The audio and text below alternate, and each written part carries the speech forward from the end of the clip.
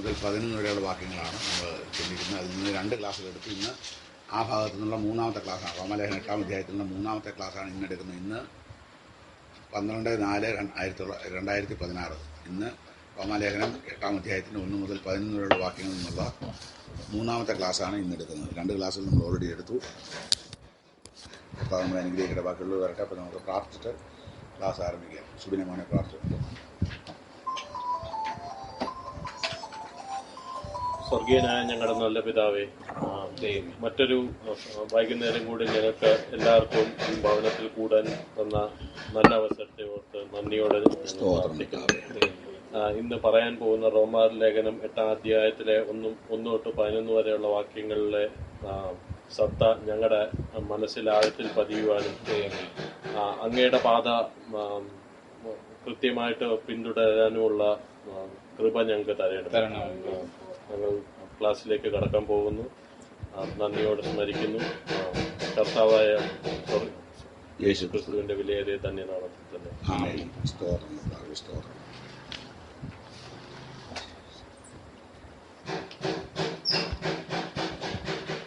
റോമാലേഖനം 8-ാം അധ്യായത്തിലേക്ക് നമുക്ക് പ്രവേശിക്കാനായിട്ട് കഴിഞ്ഞു. ദൈവം നമ്മളെ അനുഗ്രഹിച്ചു. വളരെ ശ്രദ്ധേയമായ അനേക ചിന്തകൾ ഉൾക്കൊള്ളുന്ന ഒരു വേദഭാഗമാണ് റോമാലേഖനം 8-ാം അധ്യായം. അതിൻ്റെ പ്രധാനപ്പെട്ട കാരണം റോമാലേഖനം 8-ാം അധ്യായത്തിൽ പരിശുദ്ധാത്മാവിനെക്കുറിച്ച് ഏതാണ്ട് 21 വാക്യങ്ങളിൽ 19 പ്രാവശ്യം 19 പരാമർശങ്ങളുണ്ട്. ആ പരാമർശങ്ങളെല്ലാം പരിശുദ്ധാത്മാവിനെ സംബന്ധിച്ചുള്ള വളരെ ആഴമായ ചിന്തകൾ നമുക്ക് തരുന്നതാണ്. അങ്ങനെയുള്ള ചിന്തകളാണ് നമ്മൾ പഠിക്കുന്ന കഴിഞ്ഞ ക്ലാസ്സുകളിലും നാം ചിന്തിച്ചുകൊണ്ടിരുന്നത്. അതിൻ്റെ തുടക്കത്തിൽ തന്നെ 2-ാം വാക്യത്തിൽ പരിശുദ്ധാത്മാവിനെക്കുറിച്ച് പ്രമാണ സംബന്ധമായ ഒരു കാര്യം പറയുന്നുണ്ട്. ജീവന്റെ ആത്മാവിന്റെ പ്രമാണം എനിക്ക് പാപത്തിന്റെയും മരണത്തിന്റെയും പ്രമാണത്തിൽ നിന്ന് ക്രിസ്തുയേശുവിൽ സ്വാതന്ത്ര്യം വരുത്തിയിരിക്കുന്നു എന്ന് പറഞ്ഞുകൊണ്ടാണ് ഈ അധ്യായം തുടങ്ങുന്നത് തന്നെ. 2-ാം വാക്യം നമ്മൾ വായിച്ചു. ഇന്ന് നമ്മൾ ചിന്തിക്കാൻ തുടങ്ങുന്നത്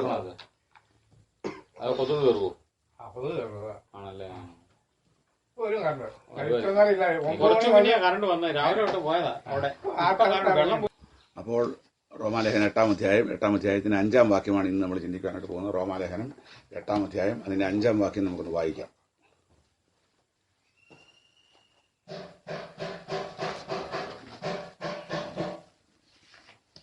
ജഡസ്വഭാവമുള്ളവർ ജഡത്തിനുള്ളതും ആത്മസ്വഭാവമുള്ളവർ ആത്മാവിനുള്ളതും ചിന്തിക്കുന്നു. ഇതാണ് ഇന്ന് നമ്മൾ ഇന്നത്തെ ക്ലാസ്സിൽ ചിന്തിക്കാനായിട്ട് ആഗ്രഹിക്കുന്ന വിഷയം. 8-ാം അധ്യായത്തിന്റെ 1 മുതൽ 11 വരെയുള്ള വാക്യങ്ങളാണ് നമുക്ക് പഠിക്കാനുള്ളത്. അതിൽ നിന്നുള്ള 3-ാമത്തെ ക്ലാസ്സാണ് ഇന്ന് നമ്മൾ എടുക്കുന്നത്. 2 ക്ലാസ്സിന് മുമ്പ് നമ്മൾ എടുത്തു കഴിഞ്ഞു. വളരെ ശാന്തമായിട്ടും വളരെ സാവകാശമായിട്ടാണ് നമ്മുടെ ക്ലാസ് മുന്നോട്ട് പോകുന്നത്. അതിന് കാരണമുണ്ട്. കാരണം ഈ വിഷയങ്ങളൊക്കെ, ഈ പറയുന്ന കാര്യങ്ങളൊക്കെ നമ്മുടെ മനസ്സിൽ പതിയണമെങ്കിൽ നമ്മൾ ധൃതി കൂട്ടി പോയാൽ ഒക്കത്തില്ല. അതുകൊണ്ട് ഒരു ക്ലാസ് തീർത്തു എന്നുള്ളതല്ല ഉദ്ദേശിക്കുന്നത്. നമ്മുടെ മനസ്സിൽ പതിയാനുള്ളതായിരിക്കുന്ന ഈ അധ്യായത്തിലുള്ളതായിരിക്കുന്ന പരിശുദ്ധാത്മാവിനെക്കുറിച്ച് പറഞ്ഞിരിക്കുന്ന അനേക കാര്യങ്ങൾ നമ്മുടെ മനസ്സിൽ പതിയണം എന്നുള്ള ലക്ഷ്യത്തിലാണ് സാവകാശമായിട്ട് ക്ലാസ് എടുക്കുന്നത്. അതുകൊണ്ട് എല്ലാവരും ശ്രദ്ധയോടിരിക്കുകയും പഠിക്കുന്ന കാര്യങ്ങൾ ആവർത്തിച്ച് കേട്ട് അല്ലെങ്കിൽ ആവർത്തിച്ച് പരിശോധിച്ച് ഹൃദയസ്ഥമാക്കുകയും ചെയ്യണമെന്ന് ഞാൻ അപേക്ഷിക്കുന്നു. ഇന്ന് നമ്മൾ വായിച്ച വാക്യത്തിലേക്ക് തിരിയട്ടെ. ജഡസ്വഭാവമുള്ളവർ ജഡത്തിനുള്ളതും ആത്മസ്വഭാവമുള്ളവർ ആത്മാവിനുള്ളതും ചിന്തിക്കുന്നു. ഇംഗ്ലീഷിൽ ആ വാക്യം നമ്മൾ വായിച്ചാൽ മൈൻഡ് എന്നൊരു പ്രയോഗം കാണാൻ കഴിയും. They that are spiritually minded mind the things of the spirit. They that are carnally mind the things of the flesh, അല്ലെങ്കിൽ ഫ്ലഷ്ലി മൈൻഡഡ്. അപ്പോൾ ജഡസ്വഭാവമുള്ളവർ ജഡത്തിനുള്ളതും ആത്മസ്വഭാവമുള്ളവർ ആത്മാവിനുള്ളതും ചിന്തിക്കുന്നു എന്ന് പറയുന്ന വാക്യത്തിൽ തന്നെ ആ ചിന്തിക്കുന്നു എന്ന പദം ഇംഗ്ലീഷിൽ നമ്മൾ നോക്കിയാൽ മൈൻഡ് എന്ന വാക്ക്. അപ്പോൾ നമ്മുടെ ചിന്താമണ്ഡലം ഉൾക്കൊള്ളുന്നത് മനസ്സിലാണ്. അപ്പം ദേഹം, ദേഹി, ആത്മാവ് എന്നിങ്ങനെ 3 എൻറ്റിറ്റീസ്, 3 ആസ്തിക്യങ്ങൾ എല്ലാ മനുഷ്യർക്കും ഉണ്ടെന്ന് നമ്മൾ നേരത്തെ ചിന്തിക്കുകയുണ്ടായി. നമുക്കതറിയാം. അതിൽ മനസ്സിനെ സംബന്ധിക്കുന്ന ഒരു പ്രയോഗമാണ് ഈ മൈൻഡ് എന്നുള്ളത് നമ്മളിവിടെ വായിക്കുമ്പോൾ. അവിടെ മലയാളത്തിൽ ചിന്തിക്കുന്നു, ജഡസ്വഭാവമുള്ളവർ ജഡത്തിനുള്ളതും ആത്മസ്വഭാവമുള്ളവർ ആത്മാവുള്ളതും ചിന്തിക്കുന്നു എന്നല്ലേ നമ്മൾ വായിച്ചേ. ജഡസ്വഭാവമുള്ളവർ ജഡത്തിനുള്ളതും ആത്മസ്വഭാവമുള്ളവർ ആത്മാവിനുള്ളതും ചിന്തിക്കുന്നു എന്നാണ് നമ്മൾ വായിച്ചത്. അപ്പോൾ ചിന്തിക്കുന്നു എന്നല്ല, ശരിക്കും പറഞ്ഞാൽ അത് മനസ്സിനെ സംബന്ധിച്ചാണ്. അപ്പം ജഡമനസ്സുള്ളവർ ജഡത്തിനുള്ളതും ആത്മമനസ്സുള്ളവർ ആത്മാവിനുള്ളതും ചിന്തിക്കുന്നു എന്ന് തർജ്ജമ ചെയ്യാവുന്ന ഒരു വാക്യമാണിത്. ഞാൻ ആദ്യമേ പറഞ്ഞത് ഒന്നുകൂടെ പറയാം. ഈ റോമാലേഖനം 8-ാം അധ്യായത്തിന് 5-ാം വാക്യത്തിൽ ജഡസ്വഭാവമുള്ളവർ ജഡത്തിനുള്ളതും ആത്മസ്വഭാവമുള്ളവർ ആത്മാവിനുള്ളതും ചിന്തിക്കുന്നു എന്ന വാക്യം ജഡമനസ്സുള്ളവർ ജഡത്തിനുള്ളതും ആത്മമനസ്സുള്ളവർ ആത്മാവിനുള്ളതും ചിന്തിക്കുന്നു എന്ന് തർജ്ജമ ചെയ്യാവുന്ന വാക്യമാണത്. ഇംഗ്ലീഷിൽ വേണമെങ്കിൽ ഒന്ന് വായിച്ചു. മലയാളം ഇംഗ്ലീഷിലല്ലേ?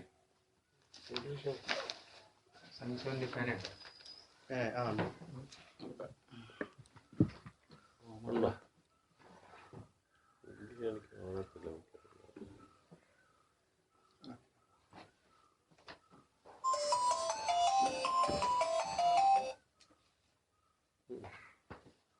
ഇല്ലേ ഇല്ലേ കുഴപ്പമില്ല, അങ്ങനെ തന്നെയാണ്. ഞാൻ ഈ പറഞ്ഞ പോലെ തന്നെ ദേ ദാറ്റ് ആർ ഫ്ലഷ്ലി മൈൻഡഡ്, അല്ലെങ്കിൽ ജഡ മനസ്സുള്ളവർ ജഡത്തിനുള്ളതും ആത്മ മനസ്സുള്ളവർ ആത്മാവിനുള്ളതും ചിന്തിക്കുന്നു എന്ന് ആണ് തർജ്ജമ ചെയ്യാവുന്ന വാക്യമാണ് ഈ മലയാളത്തിൽ ഇവിടെ തർജ്ജമ ചെയ്തിരിക്കുന്നത്. ജഡ സ്വഭാവമുള്ളവർ ജഡത്തിനുള്ളതും ആത്മസ്വഭാവമുള്ളവർ ആത്മാവുള്ളതും ചിന്തിക്കുന്നു എന്ന് എഴുതിയിരിക്കുന്നത്. കർത്താവ് നമ്മളെ അനുഗ്രഹിക്കട്ടെ. 8:5 എടുത്ത് സാർ. 8:5 അടുത്ത്. For they that are after the flesh do mind the things of the flesh, but they that are after the spirit the spirit, the things of the spirit. അവിടെ ആഫ്റ്റർ എന്നുള്ള വാക്കാണ് അതിനവിടെ ഉപയോഗിച്ചിരിക്കുന്നത്. വേറെ വേർഷനാണ്. അപ്പോൾ അത് മനസ്സിലാക്കി ജഡപ്രകാരമുള്ളവർ എന്ന് തർജ്ജമ ചെയ്യാവുന്ന വാക്കാണത്. പറഞ്ഞായിരിക്കും ഒറിജിനൽ വേർഷൻ അല്ലേ പറഞ്ഞത്. അപ്പോൾ ജഡപ്രകാരം അല്ലാതെ തെളിയിക്കാൻ നമ്മളിത് തെളിയിക്കുന്ന എങ്ങനെയാണെന്ന് ചോദിച്ചാൽ നമ്മൾ ഈ ഒരു വാക്യത്തിൽ മാത്രം നിൽക്കുകയല്ല, ഈ വാക്യം തെളിയിക്കാനായിട്ട് വേറെ വാക്യമുണ്ട്. യോഹന്നാന്റെ ആ വേർഷനിൽ തന്നെ എടുത്ത് യോഹന്നാന്റെ സുവിശേഷം 3-ാം അധ്യായത്തിന്റെ 6-ാം വാക്യം വായിച്ച് അവിടെ അത് കുറച്ചുകൂടി വ്യക്തമാണ്. യേശു കർത്താവ് നേരിട്ട് പറഞ്ഞതായിരിക്കുന്നത് 3:6. നിക്കോദെമോസോട് സംസാരിച്ചപ്പോൾ കർത്താവ് പറഞ്ഞിട്ടുള്ളത് യേശുക്രിസ്തു പറഞ്ഞാണ്. ജഡത്താൽ ജനിച്ച ജഡമാകുന്നു, that which is born of the flesh is flesh. That which is born of the flesh. അപ്പോൾ ജഡത്താൽ ജനിച്ചത് flesh is flesh. Flesh is flesh. പിന്നെ and that which is born of the spirit is spirit. അപ്പോൾ ജഡത്താൽ ജനിച്ച ജഡമാകുന്നു, ആത്മാവിനാൽ ജനിച്ചത്. ഈ വാക്യം പരിശോധിച്ചാൽ നമുക്കത് ഈ തർജ്ജമയാണ് ശരിയെന്ന് നമുക്ക് മനസ്സിലാക്കാൻ കഴിയും. എന്താണ് പറഞ്ഞു വരുന്നത് ഒന്നുകൂടെ പറയാം. ഇത് ഞാൻ ആവർത്തിച്ച് പറയുന്നത്, ഇത് റെക്കോർഡ് ചെയ്യുന്നുണ്ട്. റെക്കോർഡ് ചെയ്ത് കഴിയുമ്പോൾ പിന്നീട് കേൾക്കുമ്പോൾ കുറച്ചുകൂടെ മനസ്സിലാകാൻ ഇടയാകണം. അതിനു വേണ്ടിയിട്ടാണ് ഒന്നുകൂടെ പറയുന്നത്. അതായത് റോമാലേഖനം 8-ാം അധ്യായത്തിന് 5-ാം വാക്യത്തിൽ ജഡ സ്വഭാവമുള്ളവർ ജഡത്തിനുള്ളതും ആത്മസ്വഭാവമുള്ളവർ ആത്മാവിനുള്ളതും ചിന്തിക്കുന്നു എന്നെഴുതിയിരിക്കുന്ന വാക്യം ജഡ മനസ്സുള്ളവർ ജഡത്തിനുള്ളതും ആത്മ മനസ്സുള്ളവർ ആത്മാവിനുള്ളതും ചിന്തിക്കുന്നു എന്ന് തർജ്ജമ ചെയ്യാവുന്ന വാക്യമാണ് എന്ന് ഞാൻ പറഞ്ഞതിന് ആധാരമായിട്ടാണ് യോഹന്നാൻ 3-ാം അധ്യായത്തിന്റെ 6-ാം വാക്യത്തിൽ യേശു കർത്താവ് നിക്കോദെമോസിനോട് പറഞ്ഞ കാര്യം ഞാൻ എടുത്തെന്ന് ഓർപ്പിച്ചത്. അവിടെ കർത്താവ് പറയാണ്, ജഡത്താൽ ജനിച്ചത് ജഡമാകുന്നു, ആത്മാവിനാൽ ജനിച്ചത് ആത്മാവാകുന്നു എന്ന് എഴുതിയിരിക്കുന്നു. അപ്പോൾ ജഡത്താൽ ജനിച്ചതെന്ന് പറയുന്നത് എന്തിനെ കുറിച്ചാണ്? അതായത് ഒരു വ്യക്തി വീണ്ടും ജനിക്കുന്നതിന് മുമ്പുള്ള അനുഭവമാണ് ജഡപ്രകാരമുള്ള ജനനം. ജഡത്താൽ ജനിച്ചത് ജഡത്താൽ ജനിച്ച് ജഡമാകുന്നു. ആ ആളിന്റെ ഉള്ളിൽ പരിശുദ്ധാത്മാവില്ല. ലോകത്തിൽ ഉള്ള സകല മനുഷ്യരിലും മനുഷ്യാത്മാവുണ്ട്. ആ മനുഷ്യാത്മാവിന്റെ കാര്യമല്ല ആത്മാവിനാൽ ജനിച്ചത് ആത്മാവാകുന്നു എന്ന് അവിടെ പറഞ്ഞിട്ടുണ്ട്. പിന്നെ ഏതാത്മാവിന്റെ കാര്യമാണ്? വീണ്ടും ജനിച്ചപ്പോൾ പരിശുദ്ധാത്മാവ് ഉള്ളത്തിൽ നാം അധിവാസം ആരംഭിച്ചവരെ കുറിച്ചാണ് ആത്മാവിനാൽ ജനിച്ചത് ആത്മാവാകുന്നു എന്ന് യോഹന്നാൻ 3:6 പറഞ്ഞിരിക്കുന്നത്. ഇത് വേർതിരിച്ച് മനസ്സിലാക്കണം. അപ്പൊ അങ്ങനെയാണെങ്കിൽ വീണ്ടും ജനിക്കുന്ന സമയത്ത് എന്ത് സംഭവിച്ചു? റോമാലേഖനം 8-ാം അധ്യായത്തിന് 5-ാം വാക്യം പറയുന്നത് വീണ്ടും ജനിച്ചവരോടാ, രക്ഷിക്കപ്പെടാത്തവരോടല്ല. എന്നാൽ അവിടെ എന്താണ് ഇതിന്റെ പ്രസക്തി? വീണ്ടും ജനിച്ചവരിലും ജഡമുണ്ട്. അതുകൊണ്ടാണ് ഈ കാര്യം എടുത്തു പറയുന്നത്. ജഡത്താൽ ജനിച്ചത് ജഡമാകുന്നു, ആത്മാവിനാൽ ജനിച്ചത് ആത്മാവാകുന്നു. അപ്പോൾ വീണ്ടും ജനിച്ച ഒരാളിനും ജഡമുണ്ടോ? ഉണ്ട്. ആ ജഡത്തിന് എന്ത് സംഭവിച്ചു? ജഡത്തിനൊന്നും സംഭവിച്ചിട്ടില്ല. ഒരാൾ യേശുക്രിസ്തുവിനെ രക്ഷിതാവായി സ്വീകരിക്കുന്ന സമയത്ത് അയാളുടെ ജഡത്തിന് എന്ത് സംഭവിക്കുന്നു? ജഡത്തിന് ഒന്നും സംഭവിക്കുന്നില്ല. അപ്പൊ അങ്ങനെയാണ് ഇതിൽ പ്രശ്നം. അതാണ് വലിയ പ്രശ്നം. ജഡത്തിനൊന്നും സംഭവിക്കുന്നില്ല. പിന്നെ എന്താ സംഭവിച്ചത്? ആ ജഡത്തിന്റെ പ്രശ്നങ്ങളെയൊക്കെ അതിജീവിക്കുവാൻ കഴിയുന്ന പരിശുദ്ധാത്മാവിൽ നിന്നുള്ള ജനനം കൂടെ പ്രാപിച്ചപ്പോൾ അകത്തെ മനുഷ്യൻ എന്ന് പറയുന്നത് അതിനെക്കുറിച്ചാണ്. ഏതിനെക്കുറിച്ച്? എഫേസ്യർ 4-ാം അധ്യായത്തിന് 23-ാം വാക്യം അനുസരിച്ച് പറഞ്ഞാൽ, എഫേസ്യർ 4:23 അനുസരിച്ച് പറഞ്ഞാൽ, സത്യത്തിന്റെ ഫലമായി നീതിയിലും വിശുദ്ധിയിലും സത്യത്തിന്റെ ഫലമായി നീതിയിലും വിശുദ്ധിയിലും ദൈവാനുരൂപമായി സൃഷ്ടിക്കപ്പെട്ട പുതുമനുഷ്യൻ എന്നിരിക്കുന്നത് അകത്തെ മനുഷ്യനെ സംബന്ധിച്ച അങ്ങനെ ഒരു സംഭവം ഉണ്ടായി. എപ്പോൾ? വീണ്ടും ജനിച്ച സമയത്ത്. അപ്പൊ ഉള്ളിൽ പരിശുദ്ധാത്മാവ് വന്നപ്പോൾ അവർക്ക് എന്ത് സംഭവിച്ചു? ഈ ജഡത്തെ അതിജീവിക്കാൻ കഴിയുന്ന, ജഡത്തിന്റെ പ്രവൃത്തികളെ മരിപ്പിക്കാൻ കഴിയുന്ന, ജഡത്തിന്റെ പ്രവൃത്തികൾക്ക് വരുന്നതായിട്ടുള്ള ദോഷങ്ങളെയൊക്കെ അതിജീവിക്കാൻ കഴിയുന്നതായിട്ടുള്ള ഒരു അനുഭവത്തിലേക്ക് അവരെ കൊണ്ടുവന്നു. അതാണ് ആത്മാവിനാൽ ജനിച്ചത് ആത്മാവാകുന്നു എന്ന് പറയുന്നതിന്റെ കാരണം.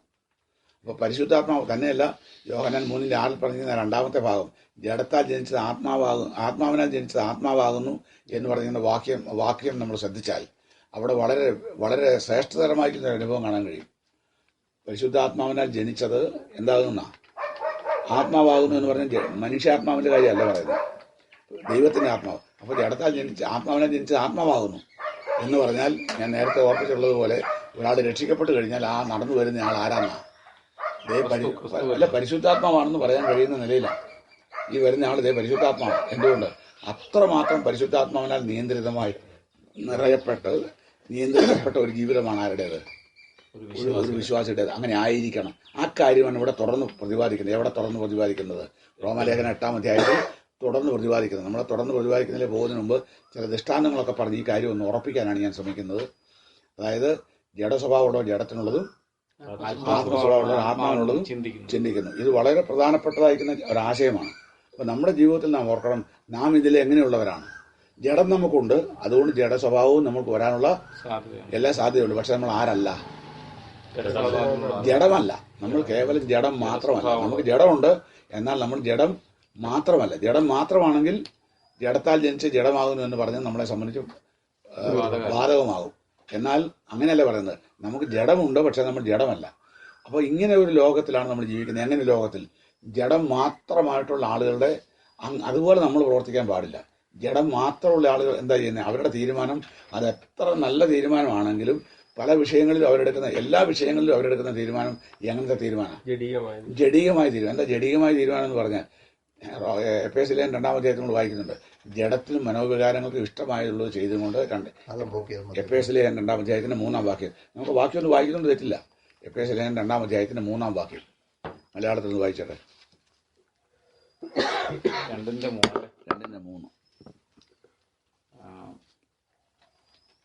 അവരുടെ ഇടയിൽ നാം അവരുടെ ഇടയിൽ നാം എല്ലാവരും മുമ്പേ നമ്മുടെ ജഡമോഹങ്ങൾ നടന്ന ജഡത്തിനും മനോവികാരങ്ങൾക്ക് ഇഷ്ടമായി ചെയ്തുകൊണ്ട് മറ്റുള്ളവരെ പോലെ പ്രകൃതിയാൽ കോപത്തിന്റെ മക്കളായിരുന്നു. മതി. അപ്പോൾ നമ്മുടെ ജീവിതത്തിൽ, നമ്മുടെ മുൻകാല ജീവിതത്തെക്കുറിച്ച് പറയാം. ഒരു വിശ്വാസിയുടെ രക്ഷിക്കപ്പെടുന്നതിന് മുമ്പുള്ള അനുഭവത്തെക്കുറിച്ച് പറയുക. എങ്ങനെയാണെന്ന് അവരുടെ ഇടയിൽ, ആരുടെ ഇടയിൽ? കേവലം ജഡം മാത്രമായിരിക്കുന്ന മനുഷ്യരുടെ ഇടയിൽ നമ്മളും ജീവിച്ചു പോകുന്നു. എങ്ങനെ ജീവിച്ചു പോകുന്നു? നാം എല്ലാവരും നമ്മുടെ ജഡമോഹങ്ങളിൽ നടന്ന് നടന്നെന്ന് പറഞ്ഞാൽ എന്താ? ജഡത്തിനും മനോവികാരങ്ങൾക്കും ഇഷ്ടമായുള്ളത് ചെയ്തുകൊണ്ട് നാം മറ്റുള്ളവരെ പോലെ പ്രകൃതിയാൽ കോപത്തിന്റെ മക്കളായ ദൈവത്തിന് പ്രസാദമുള്ള ജീവിതമല്ല അന്ന് കഴിച്ചിരുന്നത്. പിന്നെ അങ്ങനത്തെ ജീവിതമാണ് പ്രകൃതിയാൽ കോപത്തിന് മക്കളായിരുന്നു. അപ്പോൾ ദൈവകോപം വിളിച്ചു വരുത്തുന്ന നിലയിലായിരുന്നു നമ്മുടെ ജീവിതം. രക്ഷിക്കപ്പെടുന്നതിന് മുമ്പത്തെ കാര്യം പറഞ്ഞത്. അതിന്റെ കാരണം എന്താ? ജഡത്തിനും മനോവികാരങ്ങൾക്കും ഇഷ്ടമായുള്ള ചെയ്തുകൊണ്ട് എന്ന് പറഞ്ഞാൽ എന്താ? എനിക്കിഷ്ടമില്ലായിരുന്നു, അതുകൊണ്ട് ഞാൻ അങ്ങനെ ചെയ്യും എന്ന് പറയാവുന്ന നിലയിലായിരുന്നു ആ കാലത്തെ ജീവിതം. പറഞ്ഞ് മനസ്സിലാവുന്നുണ്ടോ? ഇനി അങ്ങനെ ആകാൻ പാടില്ല. ഇനി എങ്ങനെയാകാൻ പാടില്ല? കേവലം ജഡത്തിന്റെ, നമുക്കൊക്കെ ജഡമുണ്ട്, നമ്മളെല്ലാവർക്കും ജഡമുള്ളവരാണ്. അപ്പം ജഡം നമുക്ക് ദോഷം ചെയ്യും. അങ്ങനെ ദോഷം ചെയ്യും. ജഡം നമ്മളോട് പറയും, അങ്ങനെ ചെയ്യും, ഇങ്ങനെ ചെയ്യുന്നൊക്കെ പറയും. അപ്പം നമ്മളെടുക്കുന്ന തീരുമാനങ്ങളെ ഈ കാര്യം വളരെ പ്രതികൂലമായിട്ട് ബാധിക്കാനുള്ള സാധ്യതയുണ്ട്. ആരെ? ഒരു ദൈവവൈതലിന്റെ ജീവിതത്തിൽ അവനെടുക്കുന്ന തീരുമാനങ്ങളെ അവന്റെ ജഡം സ്വാധീനിക്കാനുള്ള സാധ്യതയുണ്ട്. ഞാൻ ഈ പറയുന്നത് എല്ലാവർക്കും മനസ്സിലാവുന്നുണ്ടോ? ജഡം സ്വാധീനിക്കാനുള്ള സാധ്യതയുണ്ട്. രക്ഷിക്കപ്പെടാത്തവരെ കുറിച്ചല്ല പറയുന്നത്. രക്ഷിക്കപ്പെട്ടവർക്ക് അങ്ങനെ പോരാട്ടമില്ല. എന്നാൽ രക്ഷിക്കപ്പെട്ട ആളുകൾക്ക് അവർ തീരുമാനം ചെയ്യുമ്പോൾ അവരുടെ ജഡം അവരെ സ്വാധീനിക്കാനുള്ള എല്ലാ സാധ്യതയുണ്ട്. എന്താ കാരണം? അത് ഇഷ്ടമല്ല, എനിക്കത് ഇഷ്ടമല്ല. ചില ആളുകൾ അങ്ങനെ പറഞ്ഞു കേട്ടിട്ടുണ്ട്. ഇഷ്ടമല്ല എന്ന് പറഞ്ഞ് ഞാൻ കേട്ടിട്ടുണ്ട്. ഒരു ദേവദാസൻ ഒരിക്കൽ സംസാരിച്ചപ്പോൾ അദ്ദേഹം ആത്മീയമായ ഒരു വിഷയത്തെക്കുറിച്ചാണ്. വേറൊന്നുമില്ല, പറയുന്നതുകൊണ്ട് എനിക്ക് ഭയമൊന്നുമില്ല. ഒരു സ്ഥലത്ത് ഞാൻ പോയി പ്രവർത്തിച്ചു. അവിടെ ആ പ്രവർത്തനത്തിന് ഫലമായിട്ട് കുറേ ആത്മാക്കൾ രക്ഷിക്കപ്പെട്ടു. അപ്പോൾ ആ സ്ഥലവാസിയായ ഒരു ദേവദാസനുണ്ട്. അദ്ദേഹം പറഞ്ഞു, ഇതെന്റെ ഇതിനകത്ത് വന്ന് പ്രവർത്തിക്കാൻ ഒക്കത്തില്ല. അപ്പോൾ പറയണ്ട, വേറെ ആരുടെയും പേര് പറയരുത്. ഞാൻ ആരുടെയും പേര് പറഞ്ഞില്ല. പേര് അറിയത്തില്ലാത്തതുകൊണ്ടല്ല, പേര് അറിയത്തില്ലാത്തതുകൊണ്ട് അത് വേണ്ട. അപ്പോൾ അദ്ദേഹം പറഞ്ഞു, ഇത് എൻ്റെ ഇതിനകത്ത് വന്ന് പ്രവർത്തിക്കും. ഞാൻ പറഞ്ഞു, സഹോദര, ഒരു 10-17 പേര് രക്ഷിക്കപ്പെട്ട് കർത്താവിനെ സ്വീകരിച്ചിട്ടുണ്ട്. അപ്പോൾ അവരുടെ കാര്യം എങ്ങനെ? അവരുടെ കാര്യം ദൈവം നോക്കിക്കോളും. താൻ തന്റെ പാടിന് നോക്കാം. എന്നെ വിളിച്ച് സംബോധന ചെയ്ത പേരാണ് താൻ തന്റെ പാട് നോക്കാൻ. അപ്പൊ ഇത് ഏതിന്റെ അഭിപ്രായമാണ്? ഞാൻ അതിന്റെ കാരണം എന്താ? എനിക്കത് ഇഷ്ടമല്ല. അപ്പൊ ഇഷ്ടമല്ല എന്ന് പറഞ്ഞ് ഏത് സ്വഭാവമാണ്? ജഡത്തിന്. അതാ ജഡത്തിനും മനോവികാരങ്ങൾക്കും. ഇവിടെ ആത്മാക്കൾ രക്ഷിക്കപ്പെട്ടാലും വേണ്ടിയില്ല, എന്തായാലും സ്വർഗത്തിലോട്ട് പോയാലും വേണ്ടിയില്ല. സത്യമായിട്ട് വീണ്ടും ജനിച്ച ആളാണോ ഈ പറഞ്ഞ മറ്റേ പുള്ളി? അതെങ്ങനെ അങ്ങനെയൊക്കെ ചോദിച്ചാൽ എനിക്ക് ബുദ്ധിമുട്ടുണ്ട്. കാരണം എന്താ, ഞാൻ വിധി പറയാനായിട്ട് ആളല്ല.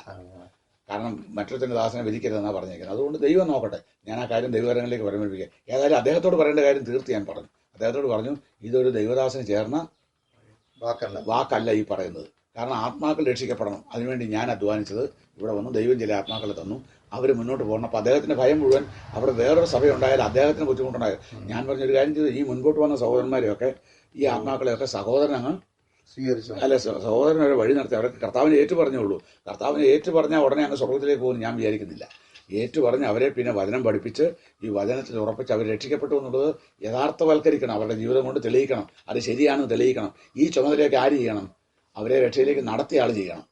അപ്പോൾ അത് ഞാനാ ചെയ്തുകൊണ്ടിരിക്കുന്നത്. ഇനി എന്നെ അതിനനുവദിക്കുകയല്ലെന്നാണ് ഇപ്പോൾ പറഞ്ഞിരിക്കുന്നത്. എന്നാൽ ഒരു കാര്യം സഹോദരനെ കാര്യം ചെയ്യുക, എന്നിട്ട് അവരെ സ്നാനപ്പെടുത്തി സഹോദരൻ്റെ സഭയോടൊന്നും ചേർക്ക് എന്ന് പറഞ്ഞപ്പോൾ അവർ രക്ഷിക്കപ്പെട്ടാണ് കർത്താവ് നോക്കണം. താൻ തന്നെ പാട് നോക്കാൻ. സാർ പിന്നെ പോയോ അങ്ങോട്ട്? ഇല്ല, പിന്നെ പോയില്ല. കാരണം അതിന് അനുകൂലമായിട്ട് എൻ്റെ സഭയിൽ നിന്നും പറഞ്ഞു, ഞാൻ ഉൾപ്പെടെ നിൽക്കുന്ന സഭയിൽ നിന്നും പറഞ്ഞു. അപ്പം ഞാൻ സഭയെ വളരെ മാനിക്കുന്ന ആളാണ്. സഭയെ വളരെ മാനിക്കുന്ന പറഞ്ഞാൽ എൻ്റെ സഭയിലെ മൂപ്പന്മാരും സഭയിലെ സഹോദരന്മാരും ഈ പ്രവർത്തനം സഭയുടേതാണ്. ദൈവവചന പ്രകാരം ഒരു സ്ഥലത്തൊരു പ്രവർത്തനം ആരംഭിച്ചാൽ ആ സ്ഥലത്തുള്ള സ്ഥലം സഭയാണ്. ആ പ്രവർത്തനം ഇവിടെ നടക്കുന്ന ബൈബിൾ ക്ലാസ് ഉൾപ്പെടെ ഞാൻ എൻ്റെ സഭയിൽ അറിയിച്ചിട്ടാണ് വന്ന് പ്രവർത്തിക്കുക. അപ്പം പ്രവർത്തനം സഭയുടേതാണ്. ദൈവവചനം പരിശോധിച്ചാൽ കാണാൻ കഴിയും പ്രവർത്തനം സഭയുടേതാണ്. നമുക്കൊക്കെ പോയി പലയിടങ്ങളിൽ പ്രവർത്തിക്കാം. പക്ഷേ രക്ഷയുടെ അനുഭവത്തിൽ വന്ന ആൾക്കാരോട് പിന്നെ വല്ല കോൺടാക്ട് വല്ലതും എനിക്ക് ഞാനവരെ ദൈവകരങ്ങൾ പരിപാലിച്ചിട്ട് പോകുന്നു. ഞാൻ അദ്ദേഹത്തോട് പറഞ്ഞു, താങ്കൾ ഉത്തരവാദിയാണ്. ഇവിടെ വെച്ച് താങ്കൾ മറുപടി പറഞ്ഞില്ല, അവിടെ ചെല്ലുമ്പോൾ താങ്കൾ അത് ഞാൻ പറഞ്ഞോളാന്ന് പറഞ്ഞു. ആവട്ടെന്ന് പറഞ്ഞ് വിട്ടേച്ച് പോകും. അല്ലാതെ എന്ത് ചെയ്യാം? അപ്പോൾ എൻ്റെ സഭയിലെ മുപ്പന്മാർ പറഞ്ഞാണെന്ന് ചോദിച്ചാൽ അങ്ങനെ വഴക്ക് പിടിച്ച് മുന്നോട്ട് പോകേണ്ട കാര്യമുണ്ടോ എന്നോട് ചോദിച്ചാൽ ഞാൻ പറഞ്ഞില്ല, എനിക്ക് അതിന് താല്പര്യമില്ല, എന്നാൽ പോകണ്ടെന്ന് പറഞ്ഞു. ശരി, ഞാൻ പറഞ്ഞു നിങ്ങളെ ആദരിച്ച് ഞാൻ പിന്നെ ആ പ്രവർത്തനം നിർത്തി വെച്ചിട്ട് പിന്നെ പോയിട്ടില്ല. അപ്പോൾ ഇനി കൂടുതൽ ഡീറ്റെയിൽസ് അതിനെക്കുറിച്ച് ചോദിക്കരുത്. ഞാൻ പറഞ്ഞത് ഒരു കാര്യം ചൂണ്ടിക്കാണിക്കാൻ വേണ്ടിയാണ്. ഈ താല്പര്യം ആരുടെ താല്പര്യമാണ്? തൻ്റെ ആത്മീയ താല്പര്യമാണോ തൻ്റെ ജഡത്തിൻ്റെ? എനിക്കിഷ്ടമല്ല ഇവിടെ വന്ന് നിങ്ങൾ പ്രവർത്തിക്കുന്നത്, എനിക്ക് ഇഷ്ടമല്ല. അത് ജഡത്തിൻ്റെ ഇഷ്ടമല്ല എന്ന് പറയാൻ പല കാരണങ്ങൾ കാണും. ദൈവികമല്ലല്ലോ. ഇതൊക്കെ ഡിബേറ്റബിൾ. ആ കാര്യങ്ങളെല്ലാം ഞാൻ ഡിബേറ്റിന് തയ്യാറല്ല. അപ്പോൾ ഈ പറഞ്ഞ കാര്യം അതെല്ലാം അദ്ദേഹത്തോട് പറഞ്ഞു വിട്ടു. ഞാൻ പറഞ്ഞത് അത് അയാളുടെ മനസ്സിലപ്പോൾ വന്ന ചിന്താഗതി ആത്മീയ ചിന്താഗതിയാണോ ജഡത്തിൻ്റെ ചിന്താഗതിയാണോ? ആ ഒരൊറ്റ കാര്യം ചൂണ്ടിക്കാണിക്കാൻ വേണ്ടി മാത്രമേ പറഞ്ഞു, മറ്റു വിഷയങ്ങളിലേക്ക് കടക്കരുത്.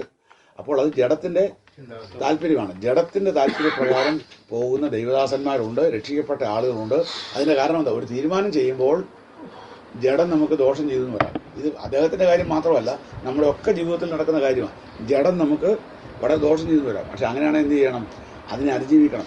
ഇത് പറയാൻ വളരെ എളുപ്പമാണ്, പക്ഷേ ഇത് പ്രായോഗികമായിട്ട് വളരെ ബുദ്ധിമുട്ടുള്ള കാര്യമാണ് നമ്മൾ ചിന്തിച്ചുകൊണ്ടിരിക്കുന്നത് എന്ന് ഓർക്കണം. അതുകൊണ്ട് എന്ത് ചെയ്യണം? അങ്ങനെയാണെങ്കിൽ എന്ത് ചെയ്യണം? നമ്മൾ വായിച്ച വാക്യത്തിലേക്ക് വീണ്ടും വരാം. ജഡ സ്വഭാവമുള്ളവർ ജഡത്തിനുള്ളതും. മലയാളത്തിലെ പരിഭാഷ അപര്യാപ്തമാണെന്ന് വരികിലും എനിക്ക് വളരെ ഇഷ്ടപ്പെട്ടൊരു പ്രയോഗമാണത്. അതായത് ഈ സ്വഭാവം എന്നുള്ള പ്രയോഗം അവിടെയുള്ളത് എന്ന് പറഞ്ഞാൽ നമുക്കറിയാം ഒരാളുടെ സ്വഭാവം രൂപീകരിക്കപ്പെടുന്നത് എത്ര നാളുകൊണ്ടാണ്. ഒരാളുടെ സ്വഭാവ രൂപീകരണം, ഒരു കുഞ്ഞ് ജനിച്ചു, ശ്രദ്ധിച്ചു കേൾക്കണം, ഒരു കുഞ്ഞ് ജനിച്ചു. ആ കുഞ്ഞിൻ്റെ സ്വഭാവ രൂപീകരണം നടക്കുന്നത് കുഞ്ഞിനോട് ജനിച്ച ഉടനെ സ്വഭാവ രൂപീകരണം നടന്നില്ല. പിന്നെ എങ്ങനെയാണ്? 20 വർഷമൊന്നും വേണ്ട. ആ കുഞ്ഞ് കണ്ടതും കേട്ടും വളരുന്ന അനേക സാഹചര്യങ്ങളുണ്ട്. ആ സാഹചര്യങ്ങൾക്കൊക്കെ ഇവൻ്റെ സ്വഭാവത്തോട് വളരെ അഭേദ്യമായ ബന്ധമുണ്ട്. അതെല്ലാം കണ്ടും കേട്ടും ഇവൻ്റെ സ്വഭാവ രൂപീകരണം നടക്കുക. ഞാൻ പറഞ്ഞു വരുന്നത് വേറൊരു കാര്യം ചൂണ്ടിക്കാണിക്കാൻ വേണ്ടിയാണ്. അപ്പോൾ ഓരോ ജഡ സ്വഭാവമുള്ളവരെന്ന് പറയുന്നത് ഈ ജനിച്ച കുഞ്ഞ് ലോകത്തുള്ളതായിരിക്കുന്ന മറ്റുള്ള ആളുകളുമായിട്ടൊക്കെ ബന്ധപ്പെടുകയും അവനെ സ്കൂളിൽ അയക്കുന്നു. അവിടെ നിന്ന് ഒത്തിരി കാര്യങ്ങൾ അവൻ മനസ്സിലാക്കുന്നു. അങ്ങനെ അവൻ്റെ സ്വഭാവ രൂപീകരണം നടക്കുന്നു. ഞാൻ പറയുന്ന എല്ലാവർക്കും മനസ്സിലാകുന്നുണ്ടോ എന്ന് ഞാൻ വിചാരിക്കുന്നു. സ്വഭാവ രൂപീകരണം നടക്കുന്നു. ഇനി മറുവശം ആത്മസ്വഭാവം. ഒരാൾ രക്ഷിക്കപ്പെട്ട ആളിൻ്റെ ജീവിതത്തിലും ഈ പറഞ്ഞതുപോലെ തന്നെയുണ്ട്. എങ്ങനെയുണ്ട്? ആ രക്ഷിക്കപ്പെട്ട ഉടനെ ഇയാളങ്ങ് ആത്മീയനായിട്ട് തീരെയല്ല. പിന്നെ എങ്ങനെ രക്ഷിക്കപ്പെട്ടു? ആ നിമിഷം മുതൽ പരിശുദ്ധാത്മാവിൻ്റെ സഹായത്തോടു കൂടി അനേകരിൽ നിന്ന് കണ്ടതും കേട്ടതും ദൈവവചനത്തിൻ്റെ ഭാഗങ്ങൾ പരിശോധിക്കുകയും ചെയ്തതിൻ്റെ അടിസ്ഥാനത്തിൽ ക്രമീകരിക്കപ്പെട്ട ഒരു സ്വഭാവം അയാൾക്കുണ്ട്. ആർക്കുണ്ട്? രക്ഷിക്കപ്പെട്ട എല്ലാവർക്കും. ഒരാൾക്കെന്നല്ല, എല്ലാവർക്കും ഉണ്ട്. ആ കാര്യമായി പറയുന്നത്. അപ്പോൾ അങ്ങനെയാണെങ്കിൽ അത് ഒരു ദിവസം കൊണ്ടുണ്ടായ കാര്യമാണോ? ഞാൻ രക്ഷിക്കപ്പെട്ടത് 1964 അന്ന് മുതൽ ഇന്ന് വരെയുള്ള കാര്യമാണ് ഈ പറയുന്നത്. ഒരിക്കലും ഒരാളുമായിട്ട് സംസാരിക്കേണ്ടി വന്നപ്പോൾ, എനിക്ക് അടുത്ത ബന്ധമുള്ള ഒരാളായിട്ട് സംസാരിക്കേണ്ടി വന്നപ്പോൾ എൻ്റെ സ്വഭാവം ഒന്ന് മാറ്റണമെന്ന്, ആത്മീയ കാര്യത്തെക്കുറിച്ചാണ്, എൻ്റെ സ്വഭാവം ഒന്ന് മാറ്റണമെന്ന് പറഞ്ഞു. ഞാൻ മാറ്റിയില്ല.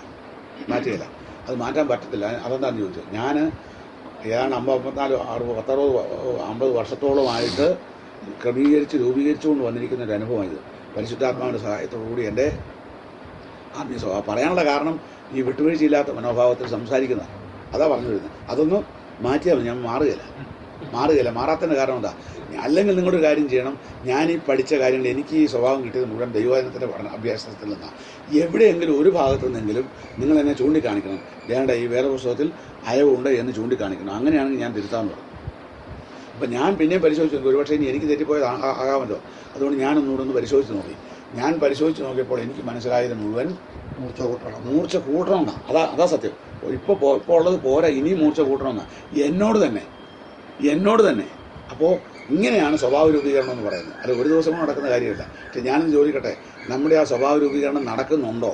അതോ നമ്മൾ ഈ പഠിക്കുന്നതൊക്കെ അല്ലാതെ, ഈ കേട്ടു പോകുന്നുള്ളതല്ലാതെ നമ്മുടെ ജീവിതത്തിൽ ഇപ്പോഴും ജഡത്തിൻ്റെ എന്താ പറയുന്നത്, ജഡത്തിൻ്റെ ആ ഇൻഫ്ലുവൻസ്, ആ സ്വാധീനത നമ്മുടെ സ്വഭാവത്തെ വല്ലാതെ ബാധിച്ചിട്ട് നാം ഇപ്പോഴും ജഡ സ്വഭാവമുള്ളവരായിട്ടാണോ ജീവിക്കുന്നത് എന്ന് ഒരു വിട്ടുവീഴ്ചയും കൂടാതെ പരിശോധിച്ച് നോക്കേണ്ട ആവശ്യകത ആർക്കുണ്ട്? നമുക്കുണ്ട്. നമുക്ക് തോന്നിയതുപോലെ നമുക്ക് കാര്യങ്ങളൊക്കെ ചെയ്തിട്ട് ഇത് ആത്മീയമായി എന്ന് വിചാരിക്കരുത്. രക്ഷിക്കപ്പെട്ടതുകൊണ്ട് ഞാൻ ആത്മീയനാണ് എന്നാരും ധരിച്ചു പോകണ്ട.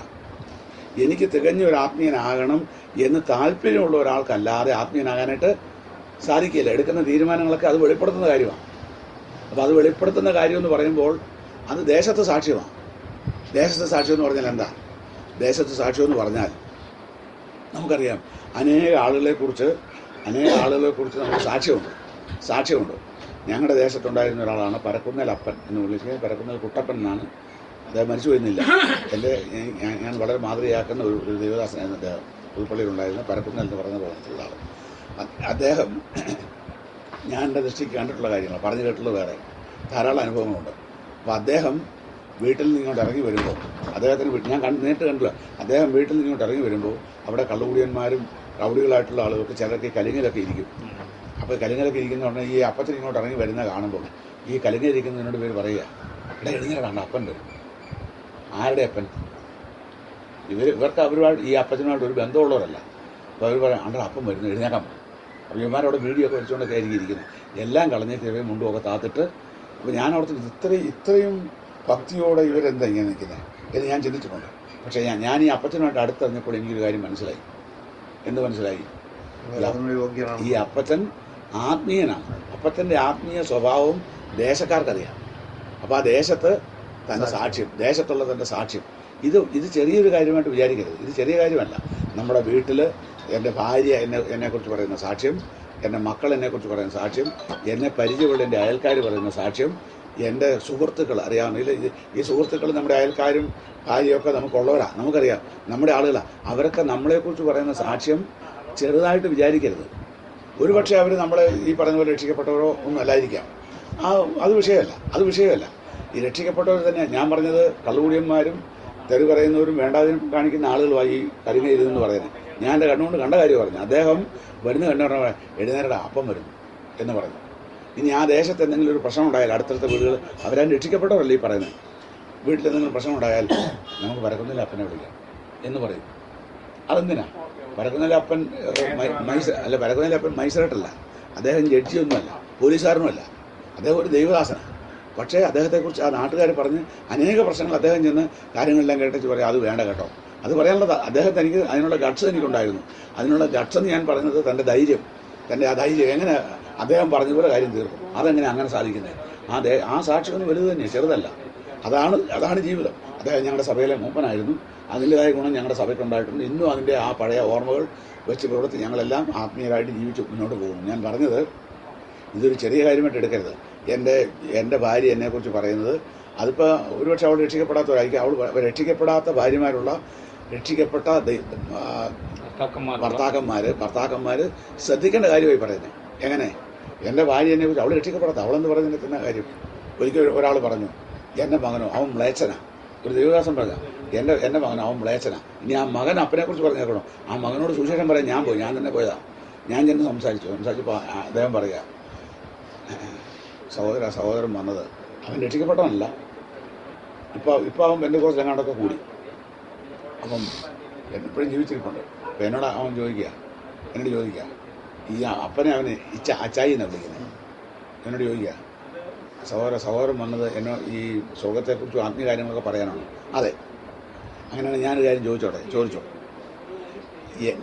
ഞങ്ങളുടെ അച്ചായി പോകുന്ന സ്വർഗത്തിലേക്ക് പോകാനാണോ എന്നെ വിളിക്കുന്നത്? അത് പറയാനാണോ വന്നത്? അതെ. എന്നാൽ ഇതിവിടെ പറയണ്ട. കാരണം ഞാൻ ആ സ്വർഗത്തിലേക്ക് വരാൻ ഞാനില്ല. സ്വന്തം ചോരയിൽ പിറന്ന മകൻ അപ്പനെ കുറിച്ച് പറയുന്നത്. അപ്പൻ അവനെ കുറിച്ച് പറഞ്ഞാൽ എന്താ? എൻ്റെ മകൻ അവൻ മ്ലേച്ഛനാണ്. അപ്പോൾ ഈ കാര്യങ്ങളുടെ പോക്ക് കണ്ടോ? ഞാൻ പറഞ്ഞത് സാക്ഷ്യം വളരെ വലുതാണ്. സാക്ഷ്യം ചെറിയ കാര്യമല്ല. അത് നമ്മൾ അപ്പം നമുക്ക് അപ്പോൾ ചില പ്രശ്നങ്ങൾ നമ്മളെ കൊണ്ട് സോൾവ് ചെയ്യാൻ പറ്റാത്തതുണ്ടാവും. ആത്മീയരാണെന്ന് പറഞ്ഞാലും നമ്മൾ രക്ഷിക്കപ്പെട്ടവരാണെന്ന് പറഞ്ഞാലും ചില പ്രശ്നങ്ങൾ നമ്മൾ ചിന്തിച്ചിട്ട് നമ്മളെ കൊണ്ട് സോൾവ് ചെയ്യാൻ പറ്റാത്തതുണ്ട്. അങ്ങനെയുള്ള പ്രശ്നങ്ങൾ വരുമ്പോൾ എന്താ ചെയ്യുന്നത്? അങ്ങനെയുള്ള പ്രശ്നങ്ങൾ വരുമ്പോൾ രണ്ട് കാര്യങ്ങൾ നമുക്ക് ചെയ്യാം. ഒന്ന്, ദൈവകരങ്ങളിൽ ആ കാര്യങ്ങൾ പരമേൽപ്പിക്കുക. രണ്ട്, അത് അതുകൊണ്ട് മാത്രം തൃപ്തിപ്പെടരുത്. പിന്നെ എന്താ, ഈ കാര്യങ്ങളൊക്കെ നമുക്ക് ആത്മീയരെന്ന് നമുക്കറിയാവുന്ന ആളുകളോട് പറഞ്ഞ് അവരുടെ ആലോചനയോടെ കേട്ട് നമ്മൾ തീരുമാനം എടുക്കാം. ചാടിക്കയറി നമ്മളൊരു തീരുമാനം എടുത്തിട്ട് നമ്മൾ കിടന്ന് കൈയും കാലിട്ട് അടിക്കുന്നതിനെക്കാട്ടി നല്ലതാണ്. നമ്മൾ ഉടനടിയായിട്ട് നമ്മളങ്ങ് തീരുമാനം ചെയ്യുക. തീരുമാനം ചെയ്തിട്ട് അതിൻ്റെ ദോഷഫലം നമ്മൾ അനുഭവിക്കുക. അതിൻ്റെ ദോഷഫലം നമ്മൾ മാത്രം അനുഭവിച്ച തീരുവോ? നാട്ടുകാരെല്ലാം പറയും. എന്ത് പറയും? നാട്ടുകാർ പറയും. എന്താ പറയും? നിങ്ങളുടെ ഇടയിലുള്ള ആളല്ലേ ഇന്നയാൾ, അയാൾ രക്ഷിക്കപ്പെട്ടതാണോ? ആണെങ്കിൽ ഞങ്ങൾ ആ വഴിക്കില്ല എന്ന് പറയുകയല്ലേ? അതിനിടയാകരുത്. അതിനിടയാകാതിരിക്കണം എന്ത് ചെയ്യണം? നമ്മളെടുത്ത തീരുമാനങ്ങളെല്ലാം ശരിയാണെന്നുള്ള ആ ഒരു ശാഠ്യത്തിൽ പിടിച്ചുകൊണ്ട് നമ്മൾ ഇരിക്കാതെ നമ്മൾ ദൈവമുമ്പാകെ ഒന്നുകൂടെ പുനഃപരിശോധിക്കണം. ഒരുപക്ഷെ നമ്മൾ എടുത്ത തീരുമാനം തെറ്റായിരിക്കാം. കാരണം എന്താ? നമ്മുടെ ജഡത്തിൻ്റെ സ്വഭാവം, ജഡം നമ്മളെ സ്വാധീനിച്ചത് കൊണ്ട് നമ്മൾ അങ്ങനെ തീരുമാനിച്ചു പോയതാകാം. കാരണം അതിനുള്ള സാധ്യതയുണ്ട്. കാരണം നമ്മൾ എവിടെയാണ് ജീവിക്കുന്നത്? ഈ ജഡത്തിലാണ്. അപ്പം ജഡം നമ്മളെ സ്വാധീനിക്കും. അങ്ങനെ സ്വാധീനിക്കുമ്പോൾ ജഡത്തിൻ്റെ സ്വാധീനതയ്ക്ക് നമ്മൾ വശമതപ്പെട്ട് പോകരുത്. വശമതപ്പെട്ട് പോയാൽ നമ്മൾ അപകടത്തിലാവും. ഇപ്പോൾ വശമതപ്പെടരുതെന്ന് പറയാൻ എളുപ്പമാണ്. നമ്മുടെ ഈ ജഡത്തെ അങ്ങോട്ട് കണ്ടിച്ച് കളഞ്ഞിട്ട് നമുക്ക് ജീവിക്കാൻ പറ്റുമോ? ജഡത്തെ ത്യജിച്ചിട്ട് ജീവിക്കാൻ ഒക്കത്തില്ല. ജീവിക്കുന്ന കാലം മുഴുവൻ ഈ ജഡവുമായിട്ടാണ് നമ്മൾ ജീവിക്കേണ്ടത്. പിന്നെ എങ്ങനെ ജീവിക്കും? പരിശുദ്ധാത്മാവിൻ്റെ സഹായം നമുക്കുണ്ട്, ദൈവദാസന്മാരുടെ സഹായം നമുക്കുണ്ട്, ദൈവവചനം നമുക്കുണ്ട്. ഈ കാര്യത്തിൽ ഞാൻ എന്താ ചെയ്യേണ്ടത്? വചനം എന്ത് പറയുന്നു? വചനത്തിലൊരു തെറ്റുമില്ല. വചനത്തിൻ്റെ ആലോചന കേൾക്കണം. എൻ്റെ ജീവിതത്തിൽ വരുന്ന ഏത് പ്രശ്നത്തിനും പരിഹാരം തരാനുള്ളതായിരിക്കുന്ന ആലോചന എവിടെയുണ്ട്? ദൈവവചനത്തിലുണ്ട്. പക്ഷെ ഞാനത് പരിശോധിക്കാൻ കൂട്ടാക്കുന്നില്ല. പ്രശ്നങ്ങളുണ്ടായി, ഉടനെ ഞാനൊരു തീരുമാനം എടുത്തു. ആ തീരുമാനം എൻ്റെ ആത്മീയജീവിതത്തിന് വളരെ കേട് ചെയ്യുന്നതാണ്. അന്നേരം എനിക്കറിയത്തില്ല, പക്ഷേ ക്രമേണ അത് കേടിലേക്ക് നീങ്ങുന്നു. അത് ഞാൻ വലിയ കാര്യമായിട്ട് എടുക്കാതെ ഞാൻ മുന്നോട്ട് പോവുകയാണെങ്കിൽ എൻ്റെ തീരുമാനം ഞാൻ പുനഃപരിശോധിക്കുകയും ദൈവകരങ്ങൾ പരിമേൽപ്പിക്കുകയും ചെയ്യേണ്ടത് ആവശ്യമാണ്. ചില തെറ്റുകൾ നമ്മുടെ ജീവിതത്തിൽ ചില തെറ്റുകൾ തിരുത്താവുന്നവയാണ്, ചില തെറ്റുകൾ തിരുത്താൻ പാടില്ലാത്തവയാണ്. തിരുത്താൻ പാടില്ലാത്ത തെറ്റുകളിൽ ചെന്ന് കുടുങ്ങാതിരിക്കാൻ നമ്മൾ വളരെ ശ്രദ്ധ നമ്മൾ ചെലുത്തേണ്ടത് ആവശ്യമാണ്, വളരെ ശ്രദ്ധിക്കേണ്ടത് ആവശ്യമാണ്. എന്തുകൊണ്ട്? പരിശുദ്ധാത്മാവിൻ്റെ സഹായത്തോടു കൂടി രക്ഷിക്കപ്പെട്ട ദൈവമക്കൾ തിരുത്താൻ പാടില്ലാത്ത തെറ്റുകളിലേക്ക് ചെന്ന് അങ്ങനെ തിരുത്താൻ പാടില്ലാത്ത തെറ്റുകളുണ്ടോ? ദൈവഹിതപ്രകാരം അല്ലാത്തൊരു വിവാഹ ബന്ധത്തിൽ ഏർപ്പെട്ടെന്ന് വിചാരിക്കുക. ഒരു ദൈവവൈതലിന് വിവാഹം ഒരിക്കലേ ഉള്ളൂ. ഞാൻ ഒരു ദൃഷ്ടാന്തം പറഞ്ഞാൽ ഒരിക്കലേ ഉള്ളൂ. അപ്പോൾ ഒരു വിവാഹ ബന്ധത്തിലേക്ക് ഏർപ്പെട്ടു. ആരുടെ ഹിതപ്രകാരമല്ല? ദൈവത്തിൻ്റെ ഹിതപ്രകാരമല്ല. ഇനി അത് മാറ്റാൻ ഒക്കില്ല. മരിക്കുന്നതിനും വരെ അത് ചുമന്നേ പറ്റുകയുള്ളൂ. ആ ബന്ധത്തിൽ തുടർന്നേ പറ്റുകയുള്ളൂ. അപ്പോൾ അങ്ങനെ വരുമ്പോൾ എന്ത് ചെയ്യണം? വളരെ ശ്രദ്ധ ആവശ്യമാണ്. എന്തിന്? തെറ്റിപ്പോകാതിരിക്കാൻ. കാരണം എന്താ? ദൈവഹിതപ്രകാരം അല്ലാത്തൊരു ആലോചനയിൽ ചെന്ന് കൂടിയതുകൊണ്ട് അതിൻ്റെ ദോഷഫലം അനുഭവിക്കണം. എത്ര നാൾ അനുഭവിക്കണം? ഇത് രക്ഷിക്കപ്പെട്ട ശേഷമുള്ള വിവാഹാലോചനയെ കുറിച്ചാണ് പറയുന്നത്. രക്ഷിക്കപ്പെടുന്നതിന് മുമ്പുള്ള വിവാഹാലോചനയുടെ കാര്യമല്ല പറയുന്നത്. രക്ഷിക്കപ്പെടുന്നതിന് മുമ്പ് അങ്ങനെ ചിന്തയില്ലല്ലോ. നല്ലതെന്ന് തോന്നുന്ന ഒരു ആലോചന അങ്ങ് സ്വീകരിക്കുക. എന്നാൽ രക്ഷിക്കപ്പെട്ട് കഴിഞ്ഞ ശേഷം ഈ എടുത്ത തീരുമാനങ്ങളെക്കുറിച്ച് രക്ഷിക്കപ്പെട്ട ഒരാൾ രക്ഷിക്കപ്പെടുന്നതിന് മുമ്പ് വിവാഹിതരായിരുന്നു. ഭാര്യയും ഭർത്താവും രക്ഷിക്കപ്പെട്ടവരല്ല. അതിനുശേഷം ഭർത്താവ് രക്ഷിക്കപ്പെട്ടു, അല്ലെങ്കിൽ ഭാര്യ മാത്രം രക്ഷിക്കപ്പെട്ടു, ഭർത്താവ് രക്ഷിക്കപ്പെട്ടില്ല എന്നുള്ള സിറ്റുവേഷൻ വന്നാൽ കാര്യങ്ങളെല്ലാം വ്യത്യാസമാണ്. ഈ പറഞ്ഞതുപോലെ വളരെ കോംപ്ലിക്കേറ്റഡ് ആയിട്ട് നിലയിലേക്ക് കാര്യങ്ങളൊക്കെ വന്നു എന്ന് വരാം. അപ്പം അങ്ങനെ വരുമ്പോൾ അന്നേരവും ഭാര്യ രക്ഷിക്കപ്പെട്ടില്ല, ഭർത്താവ് മാത്രം രക്ഷിക്കപ്പെട്ടു. അപ്പം അങ്ങനെയാണെങ്കിൽ ഭാര്യാഭർത്തൃ ബന്ധത്തിൽ എങ്ങനെയാണ്? അതിനൊക്കെ പ്രമാണമുണ്ട് ദൈവവചനത്തിൽ. ആ പ്രമാണങ്ങൾ എന്താണെന്ന് അറിയണം, പരിശോധിക്കണം. എന്നിട്ട് അപ്പോൾ അതിനനുസരിച്ച് ജീവിക്കണം. ആ ഒരു വാക്യം മാത്രം ജനിച്ചാൽ പോരാ. അപ്പോൾ അങ്ങനെ വചനം നമുക്ക് തരുന്ന അപ്പോൾ പല കാര്യങ്ങൾ വരുമ്പോൾ അതെന്താ ചെയ്യണമെന്ന് എനിക്കറിയത്തില്ല. അപ്പോൾ എന്ത് ചെയ്യണം? അത് അറിയാവുന്നവരോട് ചോദിച്ച് ദൈവവചനത്തിലെ ആലോചന കേട്ട് ദൈവവചനം എന്ത് പറയുന്നു. അപ്പോൾ ആലോചന കേൾക്കുമ്പോൾ ഒരു കാര്യം ഓർത്തോണം. ഈ ആലോചന പറയുന്ന ആളുകളും ഈ പ്രകൃതി ഉള്ളവരാ. ഏത് പ്രകൃതി ഉള്ളവരാ? ജഡസ്വഭാവത്തിൻ്റെ സ്വാധീനമുള്ളവരാ. അവർക്കും ചിലപ്പോൾ താല്പര്യം തോന്നുന്നതനുസരിച്ച് അവർ പറഞ്ഞെന്ന് വരാം. അങ്ങനെ പറയും. ചില ദൈവദാസന്മാർ അങ്ങനെ പറയുന്നവരുമുണ്ട്. തങ്ങളുടെ ജഡ അപ്പൊ അങ്ങനെ പറയുന്ന ആളുകളുണ്ട്. ഈ കഴിഞ്ഞ ഒരു ദിവസം ബ്രദറുകാരനായ ബിഷപ്പ് ലോകപ്രസിദ്ധനായ ഒരാളാണ് വില്യം മക്ഡൊണാൾഡ് എന്ന് പറയുന്ന ആൾ. വില്യം മക്ഡൊണാൾഡ് അദ്ദേഹം എഴുതിയ കമൻട്രി വളരെ പ്രസിദ്ധമാണ്. നമ്മുടെ ബ്രദറുകാരെല്ലാം ഉപയോഗിക്കുന്നതാണ് ആ കമൻട്രി. ബൈബിളിൻ്റെ സമ്പൂർണ്ണ കമൻട്രി എൻ്റെ കയ്യിലുണ്ട് കമൻട്രി. അദ്ദേഹം വളരെ ആത്മീയനായ മനുഷ്യനാണ്. പക്ഷേ അദ്ദേഹം ചെയ്ത ഒരു തെറ്റിനെക്കുറിച്ച്, അദ്ദേഹത്തിൻ്റെ അഭിപ്രായത്തെക്കുറിച്ച് കഴിഞ്ഞ ദിവസം ഒരു മെസ്സേജിൽ നമ്മുടെ പുതുപ്പള്ളിയിൽ പ്രസംഗിച്ച സഹോദരൻ സമൂഹ സഹോദരൻ പറഞ്ഞത് ഇതാ. അതായത് ഇപ്പോൾ ഈ പറഞ്ഞ കാര്യം തന്നെയാണ്. അതായത് അല്ലല്ല പറഞ്ഞതുപോലെ തന്നെ പറയണം, അല്ലെങ്കിൽ തെറ്റാ. അത് പറഞ്ഞത് ഇങ്ങനെ, അതായത് തൻ്റെ കാരണത്താൽ അല്ലാതെ, അത് എങ്ങനെയല്ലേ പറഞ്ഞത്, തൻ്റേതല്ലാത്ത കാരണത്താൽ വിവാഹബന്ധം വേർപെട്ടവരെ പുനർവിവാഹം കഴിപ്പിക്കുന്നതിന് കുറ്റമില്ല എന്ന് അദ്ദേഹം എഴുതി. ആ കാര്യത്തെക്കുറിച്ച് കഴിഞ്ഞിടയ്ക്ക് ഒരു ദിവസം പ്രസംഗിച്ചു, ഞങ്ങളുടെ സഭയിൽ വന്ന് പ്രസംഗിച്ചപ്പോൾ അദ്ദേഹം പറഞ്ഞ ഇങ്ങനൊരു കാര്യം അദ്ദേഹം എഴുതി. അത് വെച്ചുകൊണ്ട് അനേക വിശ്വാസികൾ ഇന്ന് പുനർവിവാഹം ചെയ്തുകൊണ്ടിരിക്കുകയാണ്. നിൽക്കട്ടെ, വേറെ വിഷയങ്ങളിലേക്ക് പോകാതെ. അപ്പോൾ ഞാൻ പറഞ്ഞത് ഈ തീരുമാനം, അദ്ദേഹം വലിയ ഗ്രീക്ക് പണ്ഡിതനും വളരെ പ്രശസ്തനായ ഒരു ദേവദാസനാണ്. പക്ഷെ അദ്ദേഹം ഈ പറഞ്ഞത് ഏത് താല്പര്യത്തില്ല, ആത്മാവിൻ്റെ ഈ കാര്യത്തെക്കുറിച്ച് എനിക്കറിയത്തില്ല എന്ന് പറഞ്ഞാൽ കുഴപ്പമില്ല, എല്ലാ കാര്യവും ഞാൻ പറയണം, ഞാൻ പറയുന്നതാണ് ശരിയെന്നാണോ? എന്നെ ആളുകൾ ബഹുമാനിക്കുകയും സ്നേഹിക്കുകയും ഒക്കെ ചെയ്യുന്നു. അങ്ങനെ വരുമ്പോൾ എനിക്ക് പേരും പ്രശസ്തിയൊക്കെ ഉണ്ടായി എന്ന് വരാം. അങ്ങനെ വന്നു കഴിയുമ്പോൾ ഞാൻ പുസ്തകങ്ങളൊക്കെ എഴുതുന്നയാളും എന്നെ എല്ലാവരും ബഹുമാനിക്കുകയും ചെയ്യുന്ന ആളാകുമ്പോൾ ഞാൻ പറയുന്നത് കേൾക്കും, അതുപോലെ ആളുകളൊക്കെ അനുസരിക്കും എന്ന് വരുമ്പോൾ ഞാൻ വളരെ ശ്രദ്ധിക്കണം, വളരെ സൂക്ഷിക്കണം. എന്തുകൊണ്ട്? എൻ്റെ ജഡത്തിൻ്റെ ആലോചന പ്രകാരം പറയാൻ പാടില്ല. അങ്ങനെയാണ്. അതെങ്ങനെ അറിയാം ഇത് ജഡത്തിൻ്റെ ആലോചനയാണെന്ന് എങ്ങനെ അറിയാം? കർത്താവ് തന്നെ പറഞ്ഞു. എന്ത് പറഞ്ഞു? ദൈവം യോജിപ്പിച്ചതിനെ മനുഷ്യൻ വേർപിരിക്കരുത് എന്ന് കർത്താവ് തന്നെ പറഞ്ഞു. ഒരു വ്യത്യാസം ആ കാര്യത്തിലില്ല. അപ്പം അങ്ങനെയാണെങ്കിൽ ഇങ്ങനെ പറയണം, ഉപേക്ഷിച്ചവളെ വിവാഹം കഴിക്കുന്നവൻ വ്യഭിചാരം ചെയ്യുന്നു, ഉപേക്ഷിക്കപ്പെട്ടവളെ വിവാഹം കഴിക്കുന്നവൻ, ഭാര്യ ഉപേക്ഷിക്കുന്നവൻ അവളെ കൊണ്ട് വ്യഭിചാരം ചെയ്യിക്കുന്നു എന്നെല്ലാം കർത്താവ് തന്നെ പറഞ്ഞിരിക്കുന്നു. അപ്പോൾ വചനത്തിലുണ്ട്. അപ്പോൾ അതിനെല്ലാം വിപരീതമാണ് ഈ ആലോചന, അല്ലേ? അപ്പം അതിനെല്ലാം അങ്ങനെയാണെങ്കിൽ ഉപേക്ഷിച്ച ഒരാളിന് വിവാഹം കഴിക്കാൻ പറ്റുമോ? ഇല്ല. അപ്പം ഭാര്യ ജീവിച്ചിരിക്കുന്നു, ഭാര്യ ഉപേക്ഷിച്ചു, ആ ഭാര്യ ജീവിച്ചിരിക്കുന്നു. കാരണം പറയാ, ഒരു ന്യായം പറയാം, തൻ്റേതല്ലാത്ത കാരണത്താൽ. ആരെങ്കിലും ഉപേക്ഷിക്കപ്പെട്ടവരാരെങ്കിലും പറയുമോ എൻ്റെ കുറ്റം കൊണ്ടാണ് എന്നെ ഉപേക്ഷിച്ചെന്ന് പറയുമോ? ഇല്ല. എല്ലാവരും പറയും എൻ്റേതല്ല, മറ്റേപ്പോഴുള്ള കുറ്റം കൊണ്ട്, അത് പറയും. അപ്പോൾ അതിനെ സ്വാധീനിച്ച് അദ്ദേഹം എന്തിനാ കയറി ഇങ്ങനെ ന്യായം പറഞ്ഞത്? ഇല്ലേ മോനെ, അദ്ദേഹം കയറി ന്യായം പറഞ്ഞു. എന്ത് പറഞ്ഞു? അങ്ങനെയുള്ള ഒരാളിനെ വിവാഹം കഴിക്കുന്നത് തെറ്റില്ല എന്ന് പറഞ്ഞു. അതുകൊണ്ട് വന്നിരിക്കുന്ന തകരാറെന്താ?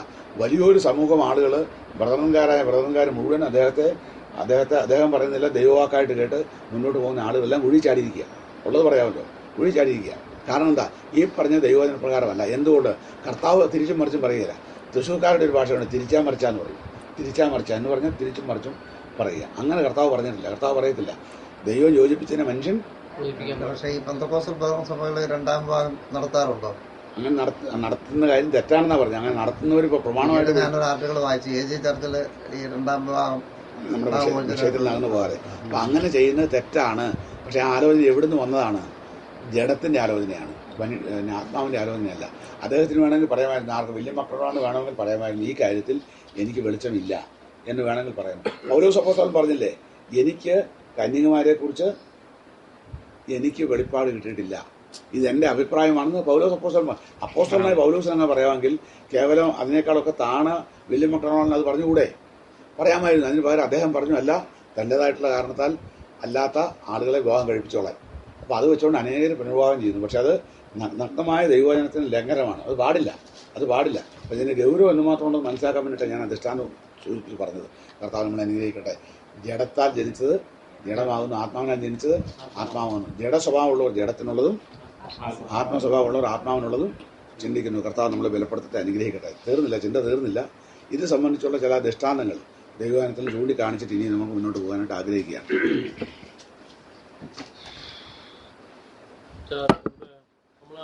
റോമൻ സൈഡില് പുരുഷനെ വിവാഹം കഴിച്ചാൽ വ്യഭിചാരിണി എന്ന് വരാത്ത വിധം അത് ന്യായപ്രമാണത്തെക്കുറിച്ച് പറഞ്ഞതാണ്. പ്രമാണത്തെക്കുറിച്ച് പറഞ്ഞതാണ്. അപ്പോൾ അകലം ചിന്തിച്ചു കഴിഞ്ഞു. ഇപ്പോൾ ഇനി ഞാൻ പഴയ പാഠത്തിലേക്ക് പോയാൽ അതെ അത് പറഞ്ഞ, പക്ഷെ അതും ഇപ്പൊ പറഞ്ഞ കാര്യവും തമ്മിൽ റിലേഷൻ ഇല്ല.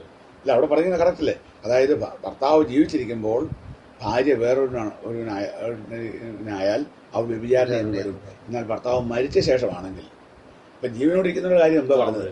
ജീവനോടിരിക്കുന്ന കാര്യം അത് മോനെ മനസ്സിലായില്ല. അതായത് വില്യം മക്ഡൊണാൾഡ് അഭിപ്രായം പറഞ്ഞത് തൻ്റേതല്ലാത്ത കാരണത്താൽ വേർപിരിഞ്ഞു എന്ന് ഞാൻ ഭാര്യയും ഭർത്താവ് ഇപ്പോൾ ജീവിച്ചിരിക്കുന്നു. അപ്പോൾ ജീവിച്ചിരിക്കുന്നു, ഡിവോഴ്സായി കഴിഞ്ഞപ്പോൾ ഭാര്യയും ജീവിച്ചിരിക്കുന്നു, ഭർത്താവും ജീവിച്ചിരിക്കുന്നു. അപ്പോൾ ഈ ഭാര്യയെ ഈ പെണ്ണിന് രണ്ടാമത് കെട്ടിക്കണം. എന്തുകൊണ്ട് കെട്ടിക്കണം? അവരുടെ മാതാപിതാക്കന്മാർക്ക് അത് വലിയ ഭാരമാണ്. എന്ത് ഭാരമാണ്? എൻ്റെ മകളെ അവിടെ കുറ്റം കൊണ്ടല്ല, പിന്നെ കുറ്റം ആരുടെയാണ്? ഞാൻ അദ്ദേഹത്തോട് പോയി ചോദിച്ചു നോക്കണം, അപ്പോൾ അറിയാം ആരുടെയാ കുറ്റം. ഇതിനൊന്നും ആരും മെനക്കെടാറില്ല. കുറ്റം ആരുടേതാണ്? പത്രത്തിലൊക്കെ വരുന്ന തൻ്റേതല്ലാത്ത കാരണത്താൽ എന്ന് പറഞ്ഞ് പത്രത്തിലൊക്കെ വരുന്ന. നമ്മൾ ചിന്തിക്കേണ്ട ഇത്രയേ ഉള്ളൂ, ഇതിനെ അനുവദിക്കാനായിട്ട് വചനത്തിൽ പറഞ്ഞിട്ടില്ല. വചനത്തിൽ അതിന് അനുകൂലമില്ല. വിവാഹം ഒരിക്കലേ ഉള്ളൂ എന്ന് പറഞ്ഞാൽ തീർന്നു കാര്യം. ഒരിക്കലേ ഉള്ളൂ വിവാഹം. ക്രിസ്ത്യാനിക്ക് ഒരു ദൈവപൈതലിന് ഒരിക്കലേ ഉള്ളൂ വിവാഹം. അപ്പം ഞാൻ രക്ഷിക്കപ്പെടുന്നതിന് മുമ്പാണ് വിവാഹം കഴിച്ചിരുന്നത്. ശരി, രക്ഷിക്കപ്പെടുന്നതിന് മുമ്പാണെങ്കിൽ നിന്റെ ഭാര്യ രക്ഷിക്കപ്പെട്ടോ? ഇല്ല. അവളിപ്പോൾ കൂട്ടത്തിലുണ്ടോ? ഇല്ല. മാരുതാണ് അങ്ങനെ മനുഷ്യനായിരിക്കും മുമ്പിലിരിക്കുന്നത്. ശരി, അവർക്ക് നിന്റെ കൂട്ടത്തിൽ താമസിക്കാൻ ഇഷ്ടമില്ല? ഇല്ല. ആയിക്കോട്ടെ. പക്ഷേ അവൾ ജീവിച്ചിരിക്കുന്നു. അതൊരു ചെറിയ കാര്യമല്ല. ദൈവത്തിൻ്റെ സന്നിധിയിലും ദൈവവചനത്തിന് മുമ്പിലും നമുക്ക് പ്രമാണം വളരെ പ്രധാനപ്പെട്ടതാണ്. അങ്ങനെ ഒരു കാര്യം ചെയ്ത് പോയി വേറെ വിവാഹം കഴിച്ചു, അവൾക്ക് ഇഷ്ടമില്ല നിന്റെ കൂട്ടത്തിൽ വരാനില്ല. കാരണം നിന്റെ കുറ്റം കൊണ്ടല്ലല്ലോ, അവളുടെ കുറ്റം കൊണ്ടല്ലേ. ശരി, നീ പോയി വേറെ വിവാഹം കഴിച്ചു എന്ന് പറയുന്നത് വ്യഭിചാരമാണ് എന്ന് വചനം പറയുന്നു, കർത്താവ് പറയുന്നു. അപ്പോൾ അങ്ങനെ പോകാൻ പാടില്ല. അങ്ങനെ പൊയ്ക്കൊള്ളാനാണ് മക്കളോട് പറഞ്ഞത്. അത് തെറ്റാണെന്നാണ് പറഞ്ഞത്. അപ്പോൾ എല്ലാവർക്കും കാര്യം മനസ്സിലായി എന്ന് ഞാൻ വിചാരിക്കുന്നു. ഇവിടെ കിട്ടിയ മോനെ, അല്ലാതെ മരിച്ചുപോയാണ്ട് കാര്യമല്ല. എന്നാൽ ഭാര്യ മരിച്ചുപോയി. ഇപ്പോൾ ഇദ്ദേഹത്തിൻ്റെ ഭാര്യ ബന്ധു ജീവിച്ചിരിക്കുന്നു. അവിടെ മരിച്ചുപോയെന്ന് ചോദിക്കും. ഈ മനുഷ്യൻ സ്വാതന്ത്ര്യമുണ്ട്. തനിക്ക് ചെറുപ്പക്കാരനാണ്, തനിക്ക് വേറൊരാളിനെ വിവാഹം കഴിക്കും. പക്ഷേ വിശ്വാസിയായിട്ട് ആകാവൂ എന്ന് മാത്രമേ ഉള്ളൂ. പക്ഷെ ഭാര്യ ജീവിച്ചിരിക്കുന്നിടത്തോളം കാലം പാടില്ല. താൻ എത്ര വർഷമായി? 13 വർഷമായിട്ട് ആ വേദന അനുഭവിക്കുക. ആ വേദന അനുഭവിക്കുന്നത് നമുക്ക് പറയാൻ എളുപ്പമാണ്. അതെന്തെല്ലാം കാര്യങ്ങളുള്ള വിഷമതകളാണ്. അതൊക്കെ താൻ അനുഭവിക്കുക. അപ്പോൾ അതെല്ലാം താൻ അനുഭവിച്ചേ പറ്റുള്ളൂ. ആരാ ഈ പ്രമാണം വെച്ചത്? അപ്പൊ നമുക്ക് നമ്മുടേതായിട്ട് എളുപ്പം ഒരു കുറുക്ക് വഴി ദൈവം പറഞ്ഞിട്ടില്ല. ദൈവം കുറുക്ക് വഴിയൊന്നും വെച്ചിട്ടില്ല. നീ ഒരു ദൈവഭവനാണോ? നീ രക്ഷിക്കപ്പെട്ടവനാണോ? കർത്താവ് പറയണം. കർത്താവ് അറിയാതെ ഒന്നും സംഭവിക്കുകയില്ല. പക്ഷെ അതുകൊണ്ടൊരു ഗുണമുണ്ട് കേട്ടോ, നമ്മുടെ നാട്ടിൽ നമുക്ക് വിലയുണ്ട്. അത് നിൽക്കട്ടെ. വേറെ കാര്യം കൂടെ പറയട്ടെ. ഒരു ഭാര്യയും ഭർത്താവും വേറെടുത്ത് പറഞ്ഞു കേട്ട സംഭവം. എനിക്ക് നേരിട്ട് അറിയാവുന്ന കാര്യമല്ല. പറഞ്ഞു കേട്ട സംഭവം. ഒരു ഭാര്യയും ഭർത്താവും, അതായത് വിവാഹം കഴിച്ചു. ഈ പെൺകുട്ടി രണ്ടുപേരും വിശ്വാസികളാണ്. പക്ഷേ ഈ പെൺകുട്ടി ജന്മന മാനസിക രോഗിയാണ്. രണ്ടുപേരും വിശ്വാസികളാണ്, മാനസിക രോഗിയാണ്. ഈ കാര്യം മറച്ചു വെച്ച് കല്യാണം കഴിച്ചു. ഇദ്ദേഹം വളരെ സങ്കടത്തിലായി. ആരെ? കല്യാണം കഴിച്ച ചെറുക്കൻ, ഭർത്താവ് വലിയ സങ്കടത്തിലായി. ഇനി എന്താ ഇതിനൊരു പോംവഴി? അദ്ദേഹം പ്രാർത്ഥിച്ചുകൊണ്ടിരുന്നു. വേറൊരു നിവൃത്തിയില്ല. അപ്പോൾ ഈ പെൺകുട്ടിയെ അവരുടെ വീട്ടിൽ കൊണ്ടാക്കി. ഇത് പറ്റത്തില്ല, നിങ്ങൾ എന്നെ ചതിക്കുക ചെയ്തെന്ന് പറഞ്ഞാൽ വീട്ടിൽ കൊണ്ടാക്കി. ഏതാനും ചില ദിവസങ്ങൾ കഴിഞ്ഞപ്പോൾ ആ പെൺകുട്ടി പെട്ടെന്നൊരു അസുഖം വന്ന് മരിച്ചുപോയി. 1-2 ആഴ്ചക്കുള്ള പെൺകുട്ടി അങ്ങ് മരിച്ചുപോയി. ദൈവം പ്രവർത്തിച്ചോ ഇല്ലയോ? എല്ലാ കേസുകളിലും അങ്ങനെ ആയിരിക്കുകയില്ല. പക്ഷെ ദൈവം പ്രവർത്തിച്ചെന്ന് പറഞ്ഞാൽ അത് കഴിഞ്ഞ് പോകാൻ വേറെ വിവാഹം കഴിച്ചു. തെറ്റല്ല, അത് ദൈവത്തിന് അനുസരിച്ചുള്ള കാര്യമാണ്. അപ്പോൾ ദൈവത്തിൻ്റെ വഴിക്കായിട്ട് കാത്തിരിക്കണം.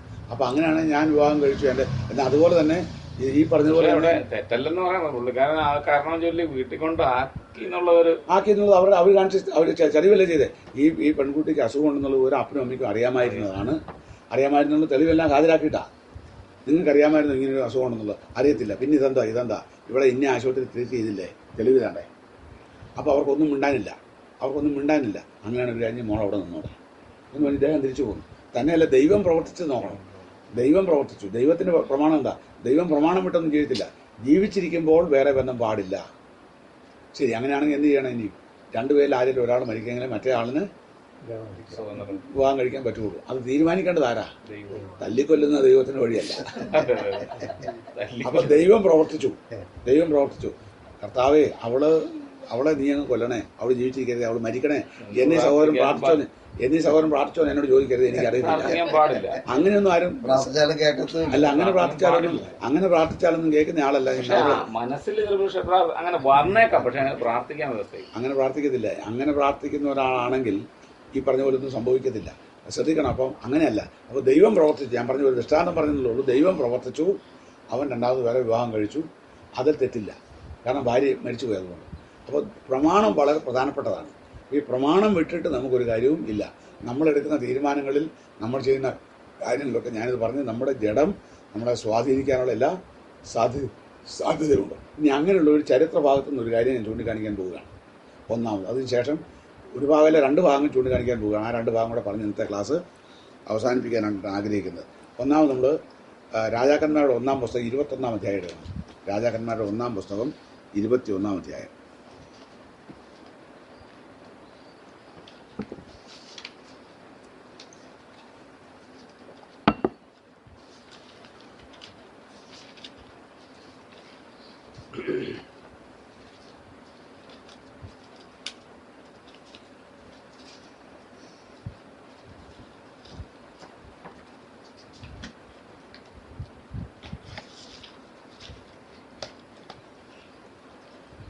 ഇരുപത്തൊന്നാം അധ്യായത്തിൻ്റെ അധ്യായം മുഴുവനും വായിക്കേണ്ടതാണ്.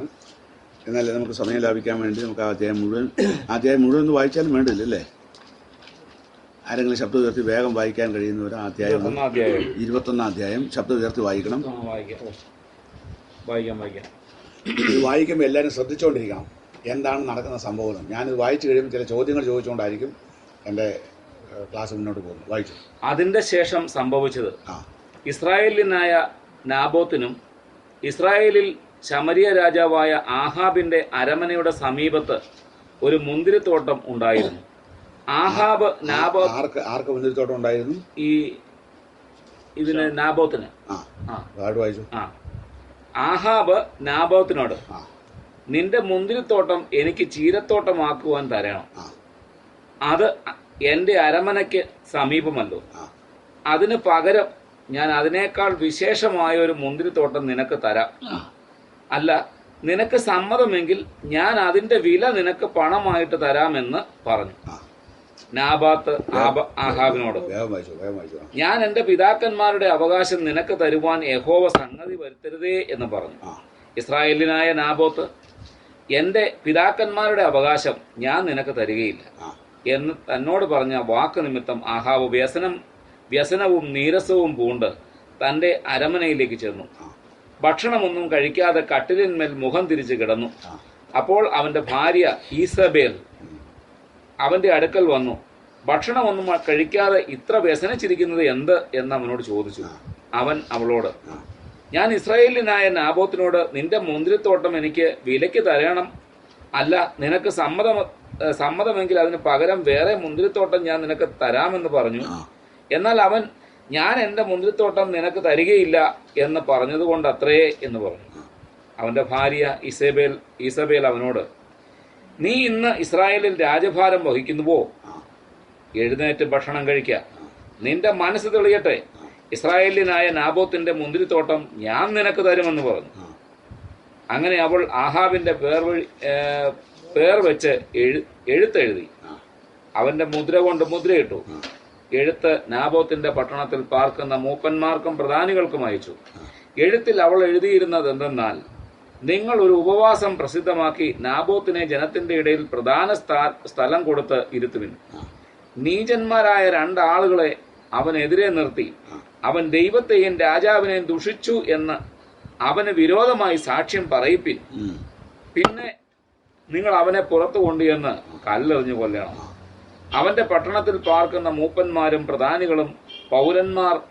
പ്രധാനികളുമായ പൗരന്മാർ ഈസബേൽ പറഞ്ഞയച്ചതുപോലെയും അവൾ കൊടുത്തയച്ച എഴുത്തിൽ എഴുതിയിരുന്നത് പോലെയും ചെയ്തു. അവർ ഉപവാസം പ്രസിദ്ധം ചെയ്തു. നാബോത്തിനെ ജനത്തിന്റെ ഇടയിൽ പ്രധാന സ്ഥലത്ത് ഇരുത്തി. നീചന്മാരായ 2 ആളുകൾ വന്ന് അവന്റെ നേരെ ഇരുന്നു.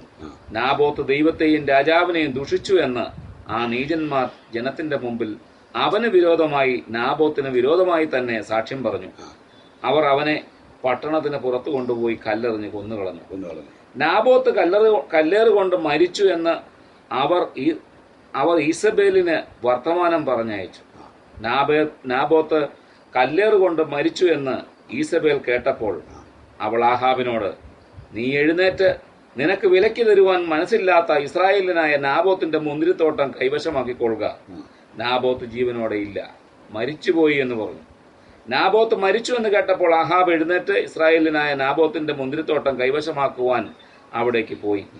എന്നാൽ യഹോവയുടെ അരുളപ്പാട് തിശ്ബ്യനായ ഏലിയാവിന് ഉണ്ടായതെന്തെന്നാൽ, നീ എഴുന്നേറ്റ് ശമരിയയിലെ ഇസ്രായേൽ രാജാവായ ആഹാബിനെ എതിരേൽപ്പാൻ ചെല്ലുക. ഇതാ അവൻ നാബോത്തിന്റെ മുന്തിരിത്തോട്ടം കൈവശമാക്കുവാൻ അവിടേക്ക് പോയിരിക്കുന്നു.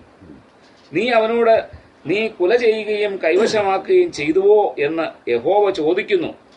നായ്ക്കൾ നാബോത്തിന്റെ രക്തം നക്കിയ സ്ഥലത്ത് വെച്ച് തന്നെ നിന്റെ രക്തവും നക്കിക്കളയുമെന്ന് യഹോവ കൽപ്പിക്കുന്നു എന്ന് നീ അവനോട് പറക. ആഹാബ് ഏലിയാവോട്, എന്റെ ശത്രുവേ, നീ എന്നെ കണ്ടെത്തിയോ എന്ന് പറഞ്ഞു. അതിനവൻ പറഞ്ഞതെന്നാൽ, അതെ, ഞാൻ കണ്ടെത്തി. യഹോവയ്ക്ക് അനിഷ്ടമായുള്ളത് ചെയ്യുവാൻ നീ നിന്നെ വിറ്റുകളഞ്ഞതുകൊണ്ട് ഞാൻ നിന്റെ മേൽ അനർത്ഥം വരുത്തും. നിന്നെ അശേഷം നിർമൂലമാക്കി ഇസ്രായേലിൽ ആഹാബിനുള്ളത് സ്വതന്ത്രനും അസ്വതന്ത്രനുമായ പുരുഷപ്രജയെ ഒക്കെയും ഞാൻ നിഗ്രഹിച്ച് കളയും. നീ എന്നെ കോപിപ്പിക്കുകയും ഇസ്രായേലിനെ കൊണ്ട് പാപം ചെയ്യിക്കുകയും ചെയ്തതുകൊണ്ട് ഞാൻ നിന്റെ ഗൃഹത്തെ നെബാത്തിന്റെ മകനായ യൊരോബയാമിന്റെ ഗൃഹത്തെ പോലെയും അഹിയാവിന്റെ മകനായ ബേശയുടെ ഗൃഹത്തെ പോലെയും ആക്കും. ഈസബേലിനെ കുറിച്ച് യഹോവ അരുളി ചെയ്തത്, നായ്ക്കൾ ഈസബേലിനെ ഇസ്രായേലിന്റെ മതിലരികെ വെച്ച് തിന്നുകളയും. ആഹാബിന്റെ സന്തതിയിൽ പട്ടണത്തിൽ വെച്ച് മരിക്കുന്നവനെ നായ്ക്കൾ തിന്നും. വയലിൽ വെച്ച് മരിക്കുന്നവനെ ആകാശത്തിലെ പക്ഷികൾ തിന്നും. എന്നാൽ യഹോവയ്ക്ക് അനിഷ്ടമായുള്ളത് ചെയ്യുവാൻ തന്നെത്താൻ വിറ്റുകളഞ്ഞ ആഹാബിനെ പോലെ ആരും ഉണ്ടായിട്ടില്ല. അവന്റെ ഭാര്യ ഈസബേൽ അവനെ അതിനായി ഉത്സാഹിപ്പിച്ചിരുന്നു. യഹോവ ഇസ്രായേൽ മക്കളുടെ മുമ്പിൽ നിന്ന് നീക്കിക്കളഞ്ഞ അമോര്യർ ചെയ്തതുപോലെയൊക്കെയും അവൻ വിഗ്രഹങ്ങളെ ചെന്ന് സേവിച്ച് മഹാമ്ലേച്ഛത പ്രവർത്തിച്ചു. ആഹാബ് ആ വാക്ക് കേട്ടപ്പോൾ വസ്ത്രം കീറി തന്റെ ദേഹം പറ്റെ രട്ടുകൊടുത്തുകൊണ്ട് ഉപവസിച്ചു. രട്ടിൽ തന്നെ മതി. ഇനി ബാക്കിയുള്ളവരോട് വായിച്ചാൽ നമുക്ക് ഈ ആശയത്തിൽ ഒരു പെശക് തോന്നും. അതുകൊണ്ട് ബാക്കിയുള്ള ഭാഗം നിങ്ങൾ തന്നെ വായിച്ചോണ്ടാൽ മതി. ഇത്രയും മാത്രം വായിച്ചാൽ മതി. അപ്പോൾ അവിടെ ഞാൻ ചൂണ്ടിക്കാണിക്കാൻ വന്ന കാര്യം വേഗം പറയാം. ഇനി എത്ര വാക്കും കൂടെ? 2 വാക്കും 3 വാക്കും കൂടെ ഉള്ളൂ. അത് വായിക്കേണ്ടതെന്ന് ഞാൻ പറഞ്ഞ ഒരു സംശയം തോന്നുന്നുണ്ട്. കാരണം ആഹാവ് തന്നെ താഴ്ത്തിയപ്പോൾ ദൈവം അവനോട് കരുണ കാണിച്ച കാര്യമാണ് ഇനി പറയുന്നത്. എന്നാൽ ദൈവം കരുണ കാണിക്കുന്നത് ദൈവമാണ്. നമുക്കിവിടെ ശ്രദ്ധിക്കാനുള്ള കാര്യം എന്താണെന്ന് ചോദിച്ചാൽ ഇതാ. അതായത് നിങ്ങൾ ശ്രദ്ധിച്ചല്ലോ, പറഞ്ഞ വാക്യം മുഴുവൻ കേട്ടല്ലോ. ദൈവം ഒരാളിനെ തിരഞ്ഞെടുത്തു, അബ്രഹാമിനെ തിരഞ്ഞെടുത്തു. അബ്രഹാമിൻ്റെ മകനായിരിക്കുന്ന ഇസഹാക്കിനോട് ദൈവം ഉടമ്പടി ചെയ്തു, നിയമം സ്ഥാപിച്ചു. ഇസഹാക്കിൻ്റെ മകനായ യാക്കോബിൻ്റെ 12 മക്കൾ. ഒരു ചരിത്രഭാഗം, വളരെ വിസ്തൃതമായ ഒരു ചരിത്രഭാഗം ചുരുക്കി അങ്ങ് പറയുക. 12 മക്കൾ ആരൊക്കെ? Reuben, Simeon, Levi, Judah, Dan, Naphtali, Gad, Asher, Issachar, Zebulun, Joseph, Benjamin. 12 മക്കൾ, 12 ഗോത്രങ്ങൾ. അവരിൽ നിന്ന് ഇസ്രായേൽ ജനം പെരുകി. അങ്ങനെ പെരുകി കഴിഞ്ഞപ്പോൾ അങ്ങനെ വന്ന് ഇസ്രായേലിലെ രാജാവായിരിക്കുന്ന ദാവീദിന്റെ കാലത്ത് ദൈവ നിയമം എല്ലാം അവർക്ക് പുതുക്കി കൊടുത്തു. ആർക്ക് പുതുക്കി കൊടുത്തു? ദാവീദിന് പുതുക്കി കൊടുത്തു. ദാവീദിനോട് പറഞ്ഞു, നിന്റെ ഗൃഹം ഞാൻ സ്ഥിരമാക്കാൻ പോവുകയാണ് എന്ന് പറഞ്ഞു. അങ്ങനെ ദാവീദിനെ എൻ്റെ ഗൃഹം സ്ഥിരമാക്കാനായിട്ട് ദൈവം തീരുമാനിച്ചു. അങ്ങനെ ദാവീദ് അനേക രക്തച്ചൊരിച്ചിലൊക്കെ ചെയ്തുകൊണ്ട് ദാവീദിനോട് പറഞ്ഞു, നീ എനിക്കൊരു ആലയം പണിയില്ല, നിന്റെ മകൻ ശലോമോൻ പണിയെന്ന് പറഞ്ഞു. അങ്ങനെ ശലോമോന്റെ കാലം വന്നു. അപ്പോൾ ശലോമോന് ദൈവം ഗിബെയോനിൽ വെച്ച് 2 പ്രാവശ്യം പ്രത്യക്ഷനായി. കാര്യങ്ങളെല്ലാം ശലോമോൻ ഉണ്ടായിരുന്നത് പോലൊരു ജ്ഞാനം ലോകത്തിൽ ഒരു മനുഷ്യനും അതെല്ലാം ദൈവം കൊടുത്തു. എങ്കിലും ഈ ശലോമോന്റെ ഹൃദയം തന്റെ പിതാവായിരിക്കുന്ന ദാവീദിനെ പോലെ ദൈവത്തിന്റെ സന്നിധിയിൽ ഏകാഗ്രമായിരുന്നില്ല. എന്താ കാരണം? അവന് 600 അങ്ങനെ ഏതാണ്ട് 1000-ഓളം ഭാര്യമാർ തനിക്കുണ്ടായിരുന്നു. അവര് ഇവന്റെ ഹൃദയത്തെ വശീകരിച്ച് കളഞ്ഞു. ചെന്ന് ഈ ജാതികളുടെ വിഗ്രഹങ്ങളെ സേവിക്കുകയൊക്കെ ചെയ്തു. ആരെ? ശലോമോൻ. ഈ പറഞ്ഞ ആൾ അങ്ങനെ ചെയ്യുമോ എന്ന് ചോദിച്ചാൽ അങ്ങനെ ചെയ്തു. ഇതിന്റെ ഫലമായിട്ട് എന്ത് സംഭവിച്ചു? ദൈവം തന്റെ തീരുമാനം മാറ്റി. എങ്ങനെ തീരുമാനം മാറ്റി? ഈ രാജ്യത്വം സ്ഥിരമാക്കിയില്ല. ശലോമോന്റെ കാലത്ത് ഈ രാജ്യത്വം 2ആയിട്ട് പിരിഞ്ഞു. ഏത് രാജ്യത്വം? അതൊക്കെ പിന്നീട്. ഈ ഒരു കാര്യം മാത്രം ശ്രദ്ധിച്ചേ. രാജ്യത്വം 2ആയിട്ട് തീർന്നു. 10 ഗോത്രങ്ങൾ വടക്കേ രാജ്യമെന്നും 2 ഗോത്രങ്ങൾ തെക്കേ രാജ്യമെന്നും പേരായി. അത് തിരിച്ചറിയാനുള്ള വഴി ഇതാണ്. ഇസ്രയേൽ എന്നും യഹൂദ എന്നും 2ആയിട്ട് പിരിഞ്ഞു. അങ്ങനെയാണ് ഈ യഹൂദ രാജ്യമെന്നും ഇസ്രയേൽ രാജ്യമെന്നും പേര് വന്നത്. അതിൽ ഇസ്രയേൽ രാജാവായ ആഹാബിനെ കുറിച്ചാണ് ഇപ്പോൾ നമ്മളിവിടെ വായിച്ചത്. യഹൂദ രാജാവ് ഇതിന് തുല്യമായി മറ്റു രാജ്യമാണ് യഹൂദ. അപ്പോൾ ഈ 2 രാജ്യങ്ങളെയും, അതായത് യഹൂദ രാജ്യത്തെയും ഇസ്രയേൽ രാജ്യത്തെയും 21-19 രാജാക്കന്മാർ ഭരിച്ച ചരിത്രമാണ് വേദപുസ്തകത്തിൽ പറഞ്ഞിരിക്കുന്നത്. ഞാൻ പറഞ്ഞ മനസ്സിലായോ? അതിൽ ഈ തെക്കേ രാജ്യവും വടക്കേ രാജ്യവും എന്നുള്ള രണ്ട് രാജ്യത്തിൽ വടക്കേ രാജ്യം ഇസ്രയേൽ, തെക്കേ രാജ്യം യഹൂദ. ഈ വടക്കേ രാജ്യത്തെ രാജാവിൻ്റെ കാര്യമൊക്കെ നമ്മൾ വായിച്ചത്. അപ്പോൾ ഇസ്രയേൽ എന്നുള്ള പേര് കേൾക്കുമ്പോൾ നമുക്ക് തോന്നുന്നു അവരായിരിക്കും കൂടുതൽ ഭക്തന്മാരല്ല. ഏറ്റവും ദുഷ്ടന്മാരായിട്ടുള്ള ആളുകൾ ഭരണം നടത്തിയ രാജ്യമാണ് ഇസ്രയേൽ. യഹൂദ രാജ്യത്ത് വളരെ ഭക്തന്മാരായ ആളുകളാണ്. അതാണ് 19, 21 എൻ്റെ കയ്യിൽ കണക്കുകളുണ്ട്, വിവരിക്കുന്ന പുസ്തകങ്ങളുണ്ട്.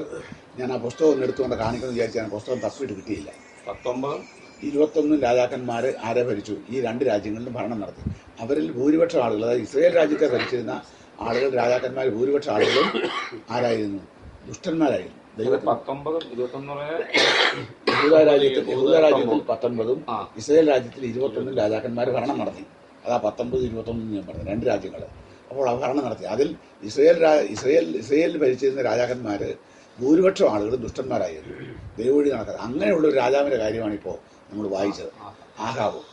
അപ്പോൾ ആ രാജാവ് എന്ത് ചെയ്തു എന്ന് നമ്മൾ വായിച്ചത്. ഇപ്പോൾ പറഞ്ഞ ചരിത്രം മനസ്സിലായി എന്ന് ഞാൻ വിചാരിക്കുന്നു.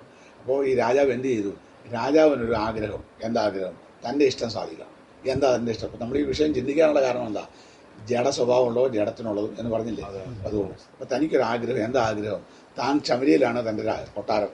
അപ്പോൾ ശമരിയിൽ തൻ്റെ അരമനയ്ക്ക് അടുത്ത് ഒരു മുന്തിരിത്തോട്ടമുണ്ട്. ആ മുന്തിരിത്തോട്ടം നാബോത്ത് എന്ന് പറയുന്ന ഒരു ഇസ്രയേലിൻ്റെ അതെനിക്ക് ചീരത്തോട്ടം ആക്കണമെന്നൊരു ആഗ്രഹം.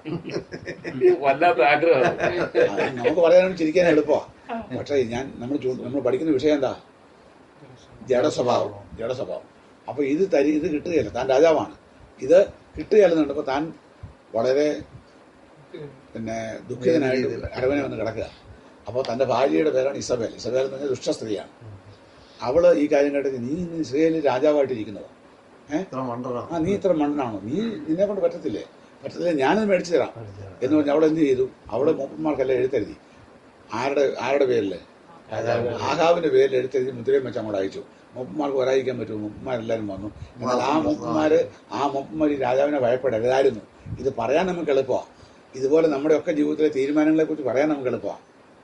അങ്ങനെ അവരങ്ങനെ ചെയ്യരുതായിരുന്നു, ഇവരിങ്ങനെ ചെയ്താൽ മറ്റുള്ളവരെ കുറിച്ച് പറയാൻ നമുക്ക് എളുപ്പമാണ്. പക്ഷെ നമ്മുടെ സ്വന്തം ജീവിതത്തിലേക്ക് നോക്കണം. ജഡീയ താല്പര്യങ്ങൾ നമുക്ക് ചെയ്യുന്ന ദോഷം എന്ന് മാത്രം ഉണ്ടെന്ന് ആര് മനസ്സിലാക്കണം? നമ്മൾ മനസ്സിലാക്കണം. അപ്പോൾ ആ മൂപ്പന്മാരെല്ലാവരും കൂടെ കൂടി വന്നിരുന്നു. അവരോട് പറഞ്ഞ എന്താണെന്നറിയോ? നിങ്ങളൊരു കാര്യം, നിങ്ങളെല്ലാം കൂടെ കൂടി വേണം. എന്നിട്ട് നാബോത്തിനെ വിളിച്ച് പ്രധാന സ്ഥലത്തിരുത്തണം. ഇരുത്തിയിട്ട് നീചന്മാരായ രണ്ടാളുകളെ ഇവനെതിരായിട്ടിരുത്തണം. എന്നാരോടാ പറയുന്നത്?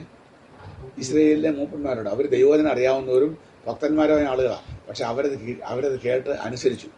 അങ്ങനെ തന്നെ ചെയ്തു. അപ്പോൾ അവർ വന്ന് ഈ നീചന്മാരായ ആളുകളുടെ പരിപാടി എന്താ? അവരെങ്ങനെയാണ് പ്രവർത്തിക്കുന്നത്? അവർ ആത്മാവിനെ അനുസരിക്കുന്നവരാണോ? ആത്മീയരാണോ? ഒന്നുമല്ല. അവരെങ്ങനെയും രാജാവ് പറഞ്ഞത് അനുസരിക്കണം. അതിന് കാശ് കിട്ടുമെന്ന് മതി. അപ്പോൾ ഇസബേൽ കാശ് കൊടുത്തതാണ്. അതൊന്നും അവിടെ എഴുതിയിട്ടില്ല. ചിന്തിച്ചാൽ മനസ്സിലാക്കാവുന്ന കാര്യം. അപ്പോൾ അവർ വന്നിച്ച് പറഞ്ഞു, ഒരു കള്ളസാക്ഷ്യം പറഞ്ഞു. എന്താ സാക്ഷ്യം പറഞ്ഞത്? ഇവൻ ദൈവത്തിന് നാമം ദൂഷിച്ചു. അപ്പം മോശയുടെ പ്രമാണം കൊടുത്തിട്ടുണ്ട്, ആരെങ്കിലും ദൈവത്തിന്റെ നാമം ദൂഷിച്ചാൽ അവനെ കല്ലെറിഞ്ഞു കൊല്ലണം. അങ്ങനെ പറഞ്ഞു കേട്ട് ഉടനെ ഇവരെല്ലാവരും കൂടി ഇവനെ പുറത്തു കൊണ്ടുപോയി കല്ലെറിഞ്ഞു കൊന്നു. ഇതാണ് സംഭവം. മനസ്സിലായി പറഞ്ഞു? നിരപരാധിയായ മനുഷ്യൻ. പക്ഷേ അനന്തരഫലം നിങ്ങൾക്ക് താല്പര്യമുണ്ടെങ്കിൽ പിന്നത്തെ അധ്യായങ്ങൾ വായിച്ചു നോക്കിയാൽ ഇതേ അനുഭവം തന്നെ ആർക്കുണ്ടായി? ആഹാബിനും ഉണ്ടായി, ഇസബേലിനും ഉണ്ടായി. നായ്ക്കൾ ഇസബേലിന്റെ രക്തം നക്കി കുടിക്കും. അതായത് ഈ നാബോത്തിനെ കല്ലെറിഞ്ഞു കൊന്നു, അവിടെ അത് സംഭവിച്ചു. അതുപോലെ തന്നെ ഇവരുടെ ജീവിതത്തിലും സംഭവിച്ചു. അതെ. അപ്പോൾ ഇതെന്തിനാ ഞാൻ ചൂണ്ടിക്കാണിച്ചത്? ഒരു കാര്യം ചൂണ്ടിക്കാണിക്കാനുണ്ട്. ദൈവത്തിന്റെ സന്നിധിയിൽ നമ്മൾ ആരും രക്ഷപ്പെടത്തില്ല എന്ന് പറഞ്ഞാൽ ജഡത്തിൽ വിതയ്ക്കും, ജഡത്തിൽ നിന്ന് നാശം കൊയ്യും. ആ വാക്യം കൂടെ വായിച്ചെങ്കിലേ അത് ശരിയാവുള്ളൂ. ഗലാത്യ ലേഖനം 6-ാം അധ്യായത്തിന് 4-ാം വാക്യമാണെന്നാണ് എൻ്റെ ഓർമ്മ. നോക്കാം. ഗലാത്യ ലേഖനം 4-ാം അധ്യായത്തിന്റെ കുഞ്ഞും സോദരനൊന്നും എൻ്റെ ഓർമ്മയാണെന്ന് തോന്നുന്നില്ല.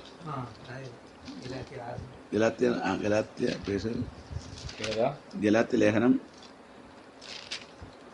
6-ാം അധ്യായത്തിന്റെ 4-ാം വാക്യമാണ്. 8-ാം വാക്യം.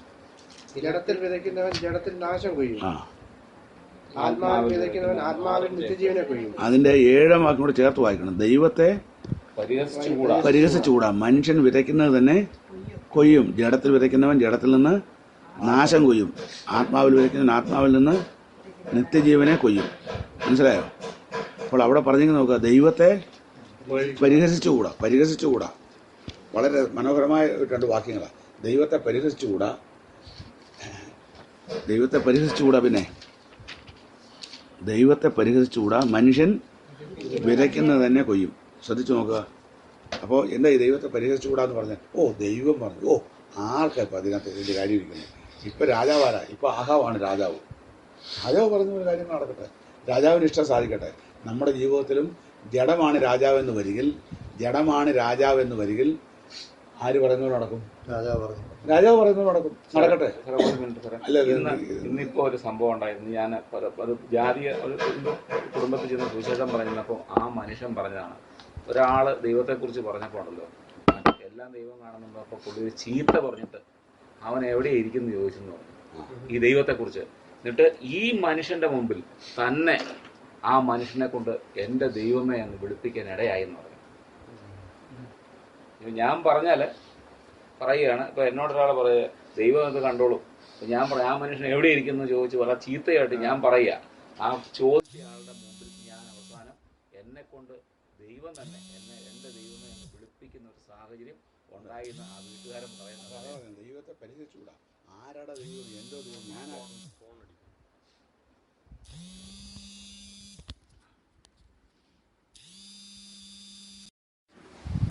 അപ്പോൾ ജഡൻ രാജാവായിട്ടാണ് ഇരിക്കുന്നവരെങ്കിൽ ജഡം പറയും ഇന്നവരൊക്കെ ചെയ്തു, ആര് ദൈവം, ഏത് ദൈവം എന്നൊക്കെ പറയും. അപ്പം നമ്മുടെ ജീവിതത്തിൽ ആഹാവിനെക്കുറിച്ച് നമുക്ക് ചിരിക്കാം. എന്നാൽ നമ്മുടെ ജീവിതത്തിൽ ജഡമാണ്, ജഡത്തിൻ്റെ താല്പര്യങ്ങളാണ് നടക്കുന്നതെന്ന് വരികിൽ നമ്മൾ ഇതുപോലെ തന്നെ ഓർത്തോണം. എന്തോർത്തോണം? വിതയ്ക്കുന്നത് മനുഷ്യ ദൈവത്തെ പരിഹസിച്ചുകൂടാ, മനുഷ്യൻ വിതയ്ക്കുന്നത് തന്നെ കൊയ്യും. അപ്പം ഞാൻ ചെയ്ത തീരുമാനം ശരിയായില്ല എങ്കിൽ എന്ത് സംഭവിക്കും? ജഡത്തിന് താല്പര്യപ്രകാരം ചെയ്തെന്ന് വരികിൽ നാശം കൊയ്യും. ഈ നാശം കൊയ്യും എന്നുള്ള വാക്ക് ശ്രദ്ധിക്കണം. നാശം കൊയ്യും എന്നുള്ള വാക്ക് ശ്രദ്ധിക്കണമെന്ന് ഞാൻ പറയുന്നത്. നാശം കൊയ്യും എന്ന് പറഞ്ഞാൽ ഒരു സംഭവത്തിന്റെ കാര്യമാണോ ഈ പറയുന്നത്? നാശം കൊയ്യും എന്ന് പറയുമ്പോൾ ഒരു സംഭവത്തെക്കുറിച്ചാണോ പറയുന്നത്? അല്ല, കൊയ്യുക എന്ന് പറഞ്ഞാൽ നമുക്കറിയാമല്ലോ, 1, 2, 3 എന്നും എല്ലാം കൂടെ ചേർത്ത് പിടിച്ച ഒന്നുള്ളൂ. ഒരെണ്ണം മാത്രമാണെങ്കിൽ മുറിച്ചെടുക്കാൻ അങ്ങനെയല്ല. ജഡത്തിൽ നാശം മുറിച്ചെടുക്കുന്നില്ല, കൊയ്യും. ഈ വചനത്തിലെ ഓരോ വാക്കിന്റെ പ്രസക്തി എത്ര വലുതാന്ന് നോക്കാം. അപ്പോൾ തുടരെ നാശം, അങ്ങനെ നാശം സംഭവിച്ചുകൊണ്ടിരിക്കും. എനിക്കെന്താ ഇങ്ങനെ വന്നേ? ഞാൻ ദൈവത്തെ അറിഞ്ഞിട്ടും രക്ഷിക്കപ്പെട്ട ദൈവമക്കളുടെ കാര്യമാണ് നമ്മൾ വിളിക്കുന്നില്ല, രക്ഷിക്കപ്പെട്ടവരാണെന്നുള്ള ധാരണയിലാണ് പറയുന്നത്. രക്ഷിക്കപ്പെട്ട ഒരു ദൈവവൈദ്യന്റെ ജീവിതത്തിൽ ഇതെന്താ എനിക്കിങ്ങനെ നാശം സംഭവിച്ചുകൊണ്ടിരിക്കുന്നത് എന്ന് എൻ്റെ ജീവകാലത്ത് തന്നെ ഞാൻ ദുഃഖിക്കാനും പറയാനിടയാകുന്ന രംഗം വരുമ്പോൾ അന്നേരം ചിന്തിച്ചിട്ട് കാര്യമില്ല. പിന്നെ എന്നേരം ചിന്തിക്കണം? തീരുമാനം ചെയ്യുന്നതിന് മുമ്പ് ചിന്തിക്കണം. അല്ലെങ്കിൽ തീരുമാനം ചെയ്തു തെറ്റിപ്പോയി, അപ്പോഴേ നമുക്ക് അനുദപിക്കാം. അയ്യോ, ഞാൻ എൻ്റെ ജഡീയ താല്പര്യം അനുസരിച്ചല്ലേ അങ്ങനെ ചെയ്തു പോയി, ഇനിയും അങ്ങനെയല്ല എന്ന് വിചാരിക്കുക. ഞാൻ ചെയ്ത തീരുമാനം അന്നേരം അങ്ങനെ എനിക്ക് തോന്നുന്നത്. എന്നാൽ ഇപ്പോൾ ഈ വചനം ഇന്നല്ലേ പഠിക്കുന്നത്. ഈ വചനം ഇന്ന് പഠിച്ചുകൊണ്ടിരിക്കുമ്പോൾ എൻ്റെ ഹൃദയത്തിൽ ദൈവാത്മാവ് പ്രവർത്തിക്കുക. ഞാൻ ചെയ്ത തീരുമാനം ഒന്നുകൂടെ പരിശോധിച്ച് നോക്കണം, എൻ്റെ ജഡീയ താല്പര്യം അനുസരിച്ചാണോ ഞാൻ ചെയ്തത്? അങ്ങനെയാണെങ്കിൽ തെറ്റിപ്പോയി. കർത്താവ് ക്ഷമിക്കും. കർത്താവ് ജീവനോടെ നമ്മൾ ഇരിക്കുകയല്ലേ, കർത്താവ് ക്ഷമിക്കും. കർത്താവ് നമ്മൾ താഴ്ത്തി ആ കാര്യമായി ഇപ്പോൾ നമ്മൾ ആഹാവിന്റെ ജീവിതത്തിൽ വായിച്ചു നിർത്താൻ പറഞ്ഞ ഭാഗം അവിടെയാണ്. ഇത് കേട്ട് കഴിഞ്ഞപ്പോൾ ആഹാവ് തന്നെ താഴ്ത്തിയപ്പോൾ ഇത്ര ദുഷ്ടനായിരിക്കുന്ന ആഹാവിനോട് ദൈവം കരുണ കാണിച്ചു. ദൈവം ആ ഭാഗം വായിക്കേണ്ടത് ഞാൻ പറഞ്ഞത് സമയം ലാഭിക്കാൻ വേണ്ടിയാണ്. വായിച്ച് നിങ്ങൾ നോക്കൂ, ആഹാവിനോട് ദൈവം കരുണ കാണിച്ചു. അപ്പോൾ അങ്ങനെയുള്ള ആളാണ് ദൈവം മനുഷ്യനല്ല. ഞാൻ ചെയ്ത തീരുമാനം തെറ്റായിപ്പോയി, കർത്താവ് എന്നോട് ക്ഷമിക്കണമെന്ന് പറഞ്ഞാൽ കർത്താവ് നമ്മളോട് ക്ഷമിക്കും. പക്ഷെ അത് പറയുന്നില്ല. എൻ്റെ ജീവകാലത്ത് ഒരിക്കലും ഞാൻ എന്നെ തന്നെ തിരുത്തുന്നില്ല. ഞാൻ പിടിച്ചതിൽ തന്നെ ഞാൻ മുന്നോട്ട് പോവുകയാണെങ്കിൽ ഒരു കാര്യം ഉറപ്പാണ്. എന്താ ഉറപ്പ്? നാശം കൊയ്യും എന്ന് പറയുമ്പോൾ 1, 2 ആയിരിക്കുകയില്ല. അപ്പം ഈ നമ്മുടെ ജീവകാലത്ത് തന്നെ നമ്മൾ ജീവിച്ചിരിക്കുമ്പോൾ നമ്മുടെ തെറ്റായ തീരുമാനത്തിൻ്റെ ദോഷഫലം നമ്മൾ കൊയ്യാനിടയാകുന്ന സാഹചര്യം വരുമ്പോൾ നമ്മൾ ദുഃഖിക്കുന്ന ദുഃഖം ഏറ്റവും വലുതാണ്. എന്തുകൊണ്ട് ഏറ്റവും വലുതായിരിക്കുന്നത്? അങ്ങനെ നമുക്ക് സംഭവിക്കണം ദൈവം ആഗ്രഹിക്കുന്നില്ല. പിന്നെ എങ്ങനെ നമ്മൾ പറയില്ലേ, വടി കൊടുത്ത് അടിമേടിച്ചെന്ന് പറയില്ലേ എന്ന് പറയുന്ന പോലെ അങ്ങനെ സംഭവിക്കരുത്. നമുക്കിന്ന് ജീവനോടിരിക്കുകയാണ്, ദൈവം അവസരം തന്നിരിക്കുന്നു. ഇതിനായിട്ടൊക്കെയാണ് നമ്മൾ വചനം പഠിക്കുന്നത്. ദൈവവചനം നമ്മൾ പഠിക്കുമ്പോൾ ഇത് നമ്മൾ കുറിക്കൊള്ളണം. എന്ത് കുറിക്കൊള്ളണം? എനിക്കങ്ങനെ സംഭവിക്കരുത്. എൻ്റെ ഉള്ളത്തിൽ ദൈവാത്മാവുണ്ട്, എൻ്റെ കയ്യിൽ ദൈവവചനം തന്നിട്ടുണ്ട്. ഞാൻ ചെയ്ത തീരുമാനം എൻ്റെ ജഡത്തിൻ്റെ ഇഷ്ടത്തിനനുസരിച്ച് ആയിക്കൂടാ എന്ന കാര്യം നമുക്കുണ്ടാകണം. ഈ സംഭവം അതിനായിട്ടാണ് ഈ സംഭവം നമ്മൾക്ക് വെളിച്ചം തരുന്നത്. ഏത് സംഭവം? ആഹാവിൻ്റെ സംഭവം. നമ്മൾ വായിച്ച എല്ലാവർക്കും മനസ്സിലായി എന്ന് വിചാരിക്കുന്നു. ഞാനവിടെ നിർത്തി ആ കാര്യമാണ് പഠനത്തിലെ നിർത്തുക. പഠനത്തിൽ തന്നെ വേറൊരു ഭാഗം കൂടെ പറയാൻ പോവുക. അതുകൂടെ പറഞ്ഞിട്ട് ഇന്നത്തെ ക്ലാസ് നമുക്ക് അവസാനിപ്പിക്കുക എന്നാണ് ഞാൻ വിചാരിക്കുന്നത്. മറ്റൊരു ഭാഗത്തേക്ക് നമുക്ക് വരാം. ഗലാത്യ ലേഖനം ഗലാത്യ ലേഖനം 4-ാം അധ്യായത്തിൻ്റെ 22 തൊട്ട് 31 വരെയുള്ള വായിക്കുന്ന വാക്കിനോട് വായിക്കണം. 1 വരെ, 22 മുതൽ 31 വരെ. ഗലാത്യ ലേഖനം 4-ാം അധ്യായത്തിന് 22 മുതൽ 31 വരെ. ഇത് വേറെ സംഭവമാണ് പറയുന്നത്. ഇതും നല്ലപോലെ ശ്രദ്ധിച്ചെങ്കിലേ പല വാക്കുകൾ ഉപയോഗിക്കുന്ന സാദൃശ്യമായിട്ടാണ്.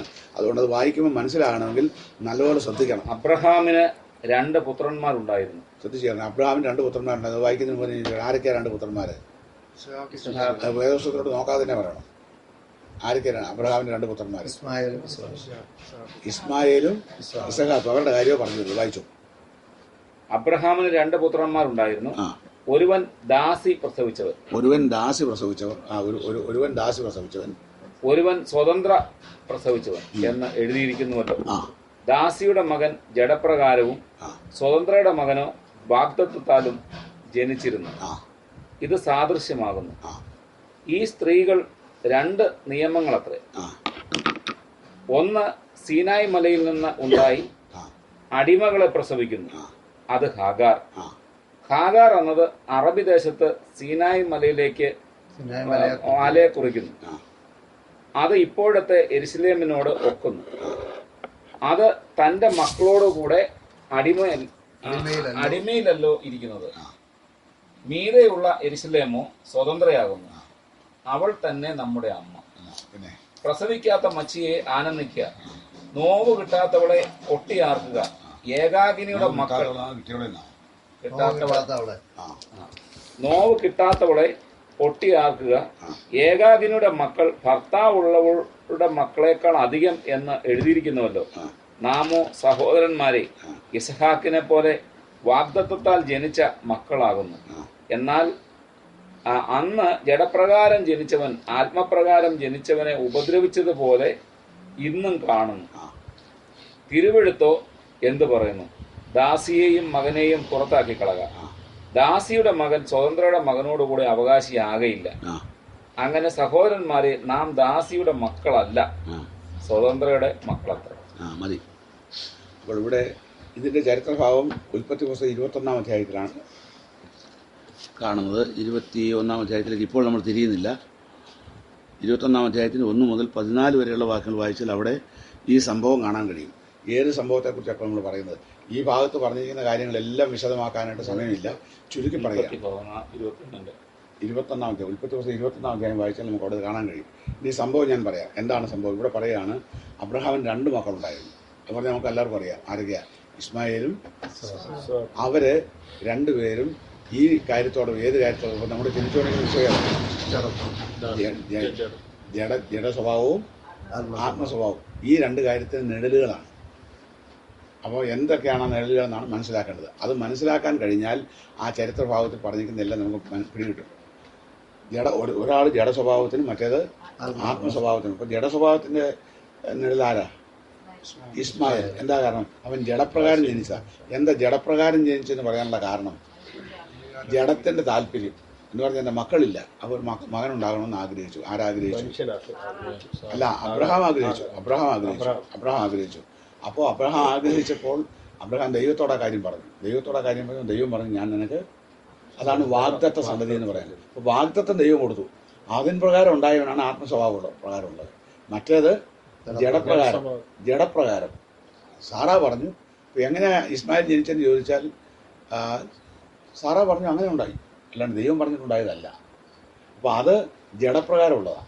മനസ്സിലായി പറഞ്ഞു. അപ്പോൾ ജഡപ്രകാരമുള്ള സന്തതിയാണ് ആര്? ഇസ്മായേൽ. അതിനുശേഷം വാഗ്ദത്ത ഇസഹാക്കും ജനിച്ചു. ഇവർ തങ്ങളിൽ ഏതാണ്ട് 15 വയസ്സിന് വ്യത്യാസമുണ്ട്. എന്ന് പറഞ്ഞാൽ ഇസ്മായേലിന് ഏകദേശം 15 വയസ്സ് പ്രായമുള്ളപ്പോഴാണ് ഇസഹാക്ക് ജനിക്കുന്നത്. അപ്പോൾ ആരാ പ്രായം കൂടിയത്? ഇസ്മായിൽ. ഇന്നും അങ്ങനെ ആൾക്കാർ ഇന്നും അങ്ങനെ തന്നെ കാണുന്നു എന്ന് നമ്മൾ വായിക്കുന്നു. എന്ന് പറഞ്ഞാൽ എന്താ അങ്ങനെ തന്നെ കാണുന്നു പറഞ്ഞാൽ പ്രായത്തോടുള്ള ബന്ധം അങ്ങനെ തന്നെയാണ്.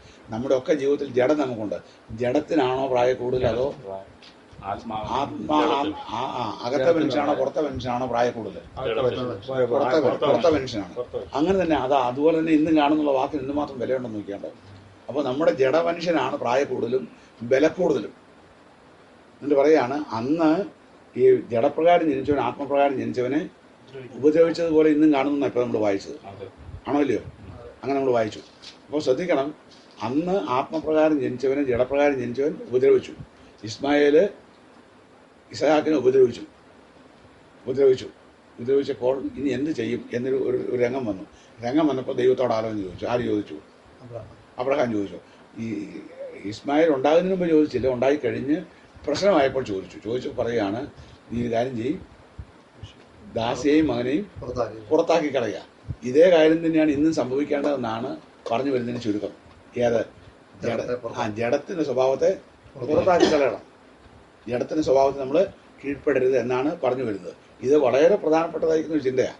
അപ്പോൾ നമ്മൾ സ്വതന്ത്രയുടെ മക്കളാണ്. അവിടെ സ്വതന്ത്രയുടെ മക്കളാണെന്ന് പറയുമ്പോൾ ഒരു കാര്യം അവിടെ ഓർക്കണം, അവരോട് ചേർത്ത് വേണം, വാഗ്ദത്തപ്രകാരം ജനിച്ചവരെ. എന്താ ഈ വാഗ്ദത്തപ്രകാരം ജനിച്ചെന്ന് പറഞ്ഞാൽ? അതായത് ഞാൻ വീണ്ടും ജനിച്ച വാഗ്ദത്തപ്രകാരമാണ് എന്ന് നമ്മളെക്കുറിച്ച് പറയാൻ കഴിയുമോ? നാമോ ദാസിയുടെ മക്കളല്ല, സ്വതന്ത്രയുടെ മക്കളത്ര എന്ന് അതിനിടയ്ക്ക് ഒരു പ്രയോഗം വായിച്ചു. നമ്മൾ വായിച്ചോ ഇല്ലയോ? വായിച്ചു. അത് എത്ര വാക്യം നോക്കി? ദാസിയുടെ മകൻ ഇടപ്രകാരവും സ്വതന്ത്രയുടെ മകന് വാഗ്ദത്തത്താലും ജനിച്ചിരിക്കുന്നു. അതല്ലേ? അല്ല, നാമോ സഹോദരന്മാർ ഇസ്ഹാക്കിനെ പോലെ വാഗ്ദത്തത്താൽ ജനിച്ച മക്കളാകുന്നു. അതാണ് 28ാമത്തെ വാക്യം. 28ാമത്തെ വാക്യം അല്ലേ? അങ്ങനെയല്ലേ? നാമോ സഹോദരന്മാരെ ഇസ്ഹാക്കിനെ പോലെ വാഗ്ദത്തത്താൽ ജനിച്ച മക്കളാകുന്നു. എന്നാൽ അന്ന് ജഡപ്രകാരം ജനിച്ചവൻ ആത്മപ്രകാരം ജനിച്ചവനെ ഉപദ്രവിച്ചതുപോലെ ഇന്നും കാണുന്നു. അപ്പോൾ നമ്മൾ ആരാണ്? നമ്മൾ വാഗ്ദത്തപ്രകാരം ജനിച്ചവരാണ്. അപ്പൊ ഈ വാഗ്ദത്തപ്രകാരം ജനിച്ചവരെന്ന് പറഞ്ഞതിന്റെ അർത്ഥം എന്താ? അതിന്റെ അർത്ഥം ഇതാ, അതായത് തന്റെ ഏകജാതനായ പുത്രൻ വിശ്വസിക്കുന്ന ഏവനും നശിച്ചു പോകാൻ നിത്യജീവൻ പ്രാപിക്കാൻ ദൈവം നൽകുവാൻ തക്കവണ്ണം ലോകത്തെ സ്നേഹിച്ചു. അപ്പോൾ ഞാൻ സുവിശേഷം കേട്ടപ്പോൾ ഞാനത് വിശ്വസിച്ചു. എന്ത് വിശ്വസിച്ചു? ദൈവത്തിന്റെ വാഗ്ദത്തം. എന്താ ദൈവത്തിന്റെ വാഗ്ദത്തം? 1 യോഹന്നാൻ 2:25. വേഗം എടുത്ത് വായിക്കണം. 1 യോഹന്നാൻ 2:25.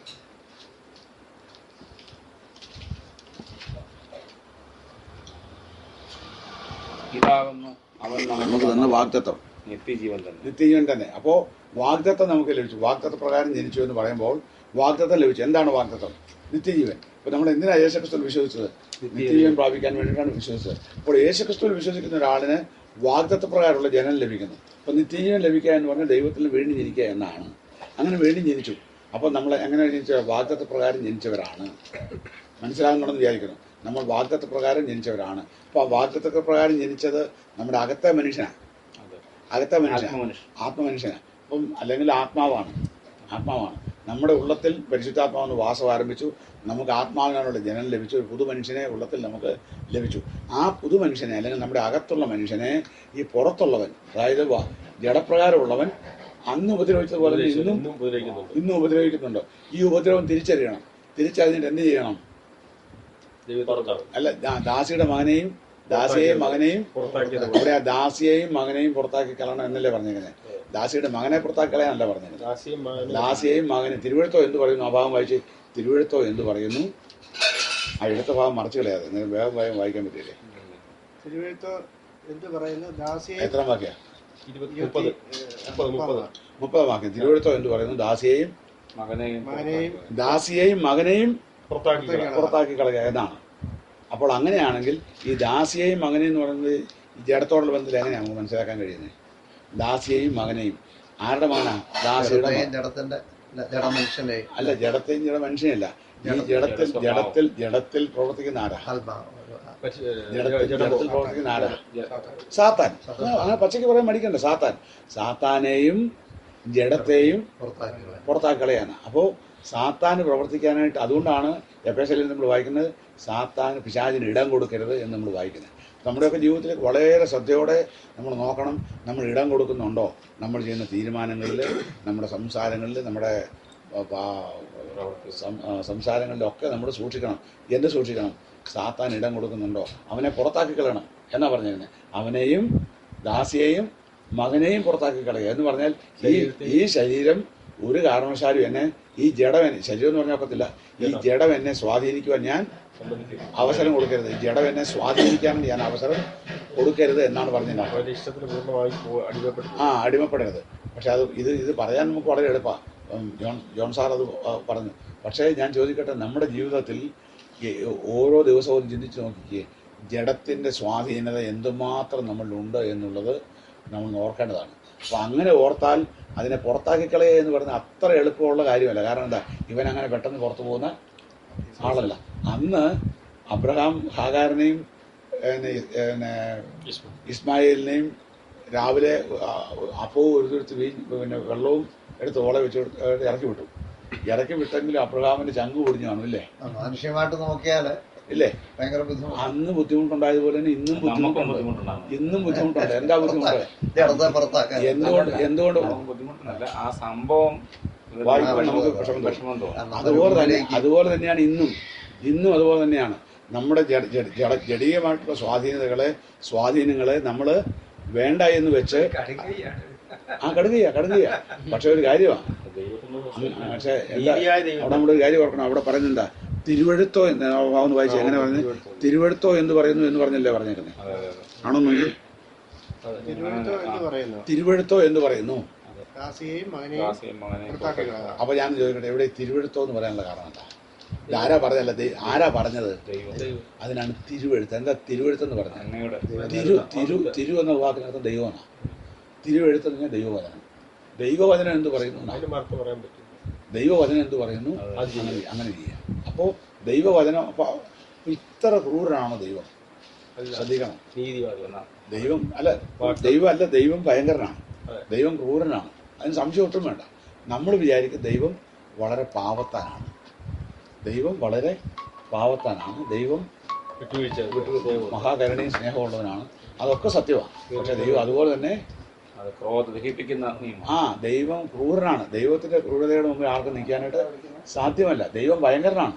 അപ്പൊ ആ ദൈവത്തിന്റെ ഭയങ്കരത്വത്തെ കുറിച്ചുള്ള ബോധം നമ്മളെ എപ്പോഴും ഭരിക്കണം. ഒരു വിട്ടുവീഴ്ചയില്ല അവിടെ. അയ്യോ, എൻ്റെ മാറുടത്തിൽ സഹിച്ച എൻ്റെ ഭാര്യ, അവിടെ കാര്യം ദാസിയാണെന്ന് പറഞ്ഞാലും ഒരു രാത്രിയിലെങ്കിലും കൂടെ കിടന്നോളല്ലേ? ആണോ അല്ലയോ? അതെ, എൻ്റെ ചോരയാ അത് കിടക്കത്തെ. എൻ്റെ ചോരയാ ഇത്. ഏത് കുഞ്ഞ് ഈ ഇസ്മായിൽ എന്ന് പറഞ്ഞാൽ എൻ്റെ ചോരയാ. ഇങ്ങനെ കണ്ണും മൂക്കില്ലാതെ പറയാൻ പറ്റുമോ? എൻ്റെ ദൈവമേ, പുറത്താക്കി കളയാനുണ്ടെന്ന് പറഞ്ഞേക്കുന്നത്. ഞാനത് പറഞ്ഞതിനെ ശ്രദ്ധിക്കാൻ പറഞ്ഞത് അവിടെ അങ്ങനെയല്ല ദൈവം പറഞ്ഞത്.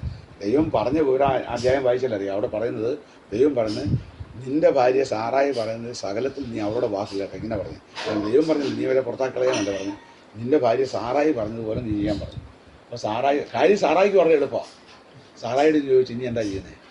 ആദ്യം ജഡത്തിൻ്റെ ചിന്ത എന്നാണെന്നുള്ളതായിരിക്കണം നമ്മുടെ മനസ്സിൽ ഭരിക്കേണ്ടത്. ജഡത്തിൻ്റെ ചിന്ത ആയിരിക്കും പലപ്പോഴും എളുപ്പം. സാറായിക്കും എളുപ്പമായിട്ടുള്ള ഒരു മറുപടി പറഞ്ഞു, കുഞ്ഞില്ല, നീ ഇത്രയും ഭാരപ്പെടുന്നത്? നാട്ടിലൊക്കെ നടപ്പുള്ള കാര്യമല്ലേ? ഏത് ഒരു ദാസിയെ, ആ കാലങ്ങളിൽ ദാസിയെയും ഭാര്യയായിട്ട് സ്വീകരിക്കും. ഒരു ഭാര്യയെ എടുത്തു. അങ്ങനെ പുള്ളി നോക്കിയപ്പോൾ ഏറ്റവും ഉള്ളതിൽ ഞാൻ വിചാരിക്കുന്നുള്ളത് സുന്ദരിയായിരുന്നായിരിക്കും. ആര്? ആകാർ. അവിടെ കൊടുത്തു. അങ്ങനെ കുഞ്ഞുണ്ടായി. കാര്യം എളുപ്പമാണ്. പ്രശ്നമായി കഴിഞ്ഞപ്പോൾ ദൈവത്തോട് എന്ന് പറഞ്ഞപ്പോൾ ദൈവം പറയാ, എന്നോട് പറയണ്ട, അവളോട്. അങ്ങനോട് എഴുതിയിട്ടില്ല, പക്ഷെ സംഭവതാ എന്നോട് പറയണ്ട എന്ന് പറഞ്ഞാൽ എന്ന് പറഞ്ഞാൽ നീ നേരത്തെ എനിക്ക് വന്നില്ലല്ലോ, നിന്നോട് ഞാൻ പറഞ്ഞല്ലോ ഒരു മോനെ തരാന്ന്. അത് നീ വിശ്വസിച്ചില്ലല്ലോ. നീ അത് വിശ്വസിച്ചെന്ന് എഴുതിയിരിക്കണം. പക്ഷേ താൻ ഒരു മനുഷ്യനായിരുന്നുകൊണ്ട് മാനുഷ്യമായിരിക്കുന്ന തൻ്റെ ജഡത്തിൻ്റെ അഭിലാഷങ്ങൾക്ക് താൻ കീഴ്പ്പെട്ടു പോയി. എന്നേ പറയാം. എന്നാൽ ഒരു കാര്യം ചെയ്തു, അവൾ പറഞ്ഞതുകൊണ്ടല്ലേ ചെയ്തത്. ഇപ്പോഴും അങ്ങോട്ട് എന്ന് പറ, എങ്ങനെ പരിഹാരം നമുക്ക് കാണാമല്ലോ. ഞാനെന്നെ മനസ്സിൽ വിചാരിക്കുന്നതോ, ഇത് പറഞ്ഞിട്ട് തമ്പുരാൻ, അതായത് നമ്മുടെ ദൈവം മാറിയിരുന്ന് നോക്കിയിരുന്ന് ചിരിക്കായിരിക്കും. ഈ അബ്രഹാം ചെന്ന് ചോദിക്കുന്ന കാര്യം, ഞാൻ എൻ്റെ ഭാവനയെ ചിന്തിച്ച കാര്യം പറയുന്നേ. ചെന്നു. അപ്പോൾ അബ്രഹാം പതിവില്ലാത്ത കണക്ക് ഒരു ചിലവ്. അബ്രഹാം സാറായുടെ ഇരിക്കലോട്ട് ഇരുക. അപ്പം സാറായുടെ ഇരിക്കൽ ഇരുന്ന് പറഞ്ഞാൽ നേരം രാവിലെ ആയിരിക്കും. രാവിലെ ബ്രേക്ക്ഫാസ്റ്റ് ഒക്കെ കഴിഞ്ഞ് രണ്ടുപേരും ഫ്രീ ആയിട്ടിരിക്കുന്ന സമയത്തായിരിക്കും പതിയെ അങ്ങോട്ട് പുള്ളിക്കാരൻ ചെല്ലുക. ഈ ചെല്ലുന്ന ചിലവ് കണ്ടപ്പോഴേ സാറായിക്ക് മനസ്സിലായി എന്തോ പന്തികേടുണ്ട്. എന്നാ ഇന്ന് പതിവില്ലാതെ എടി ഒരു കാര്യം പറയാമെന്നാ. എന്തോ എൻ്റെ എടി ഇതിങ്ങനെ എത്ര നാൾ പോകും? ഏതിങ്ങനെ എത്ര നാൾ പോകും എന്ന് പറഞ്ഞത്? ഈ വഴക്കും വയ്യാവലി എത്ര നാളിങ്ങനെ മുന്നോട്ട് പോകും എന്ന് ചോദിച്ചു. അപ്പം സാറായുടെ മറുപടി, ഞാനിത് എത്ര ദിവസം കൊണ്ട് ചിന്തിക്കുന്നതെന്നറിയാമോ? കാരണം ഇവള് എന്നെ നിന്ദിക്കാൻ തുടങ്ങി, എന്നെ പരിഹസിക്കുക. ആര്? ആകാറ്. ഇപ്പം അവളാ ഇവിടുത്തെ കൊച്ചമ്മ. അങ്ങനെ തന്നെ വായിക്കുന്നുണ്ട്.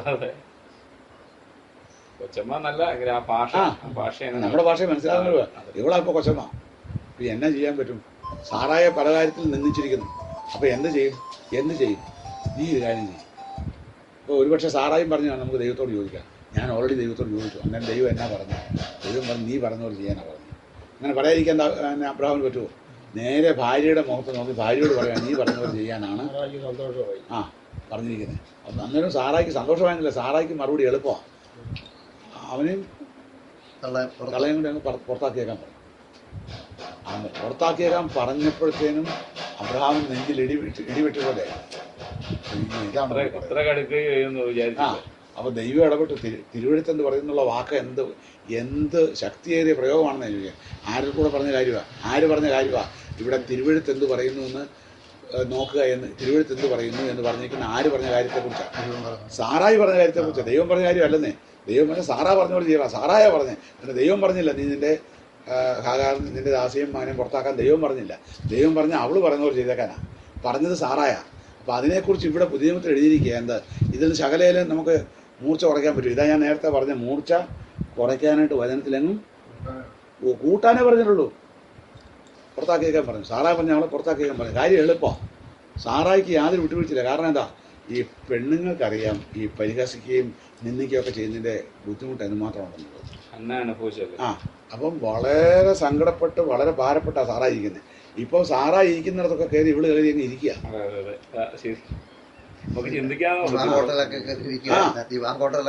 കയറി അങ്ങ് ഇരിക്കുക. കാര്യമല്ല, സാറായി ഇരിക്കുന്ന ഒരു പ്രത്യേക സ്ഥലം ഉണ്ടെന്ന് വിചാരിക്കുക.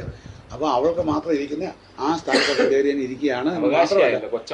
എന്ന് മാത്രമല്ല ഇപ്പൊ ഇതുവരെ ആരുണ്ടായിട്ടില്ല, കുട്ടികളുണ്ടായിട്ടില്ല. അല്ല സാറായിക്ക് മക്കളൊന്നുമില്ല. അപ്പൊ പറയുന്നുണ്ടായിരിക്കും ഇടയ്ക്കിടയ്ക്ക് നീ വലിയ ഇതൊക്കെ ആണെന്ന് പറയുന്നല്ലോ. എന്തു പറഞ്ഞായിരിക്കണം ഹാഗാർ നിന്ദിക്കുന്നത്? നീ വലിയ കൊച്ചമ്മയാണെന്നല്ലേ പറയുന്നേ. നീ വലിയ കൊച്ചമ്മയാണെന്ന് പറഞ്ഞല്ലേ ഇരിക്കുന്നത്. എന്തിയെ നീ വലിയ സുന്ദരിയാണല്ലോ, എന്നിട്ട് എന്തിയെ എന്നൊക്കെ ചോദിച്ചിട്ടുണ്ടാവും. ഇങ്ങനെ നിന്നിച്ച് ഇരിക്കുക. അപ്പൊ ഈ നിന്ന കേട്ട് ചങ്ക് ഒടിഞ്ഞിരിക്കുക. അന്നേരമാണ് ചോദിക്കുന്നത് ഇവിടെ എന്ത് പുറത്താക്കാതിരിക്കാൻ പറ്റുമോ? ഇല്ല. അവളോട് സ്നേഹമുണ്ട്. പോകാൻ മടി വല്ലതും കാണിച്ചോ? ഇല്ല, അങ്ങനെ പറയാം. അവ പോകാൻ പറ്റില്ല. ദാസിയാണ്. ദാസി എന്ന് പറഞ്ഞാൽ അടിമയാ. ഒരു ദിവസത്തെ വെള്ളം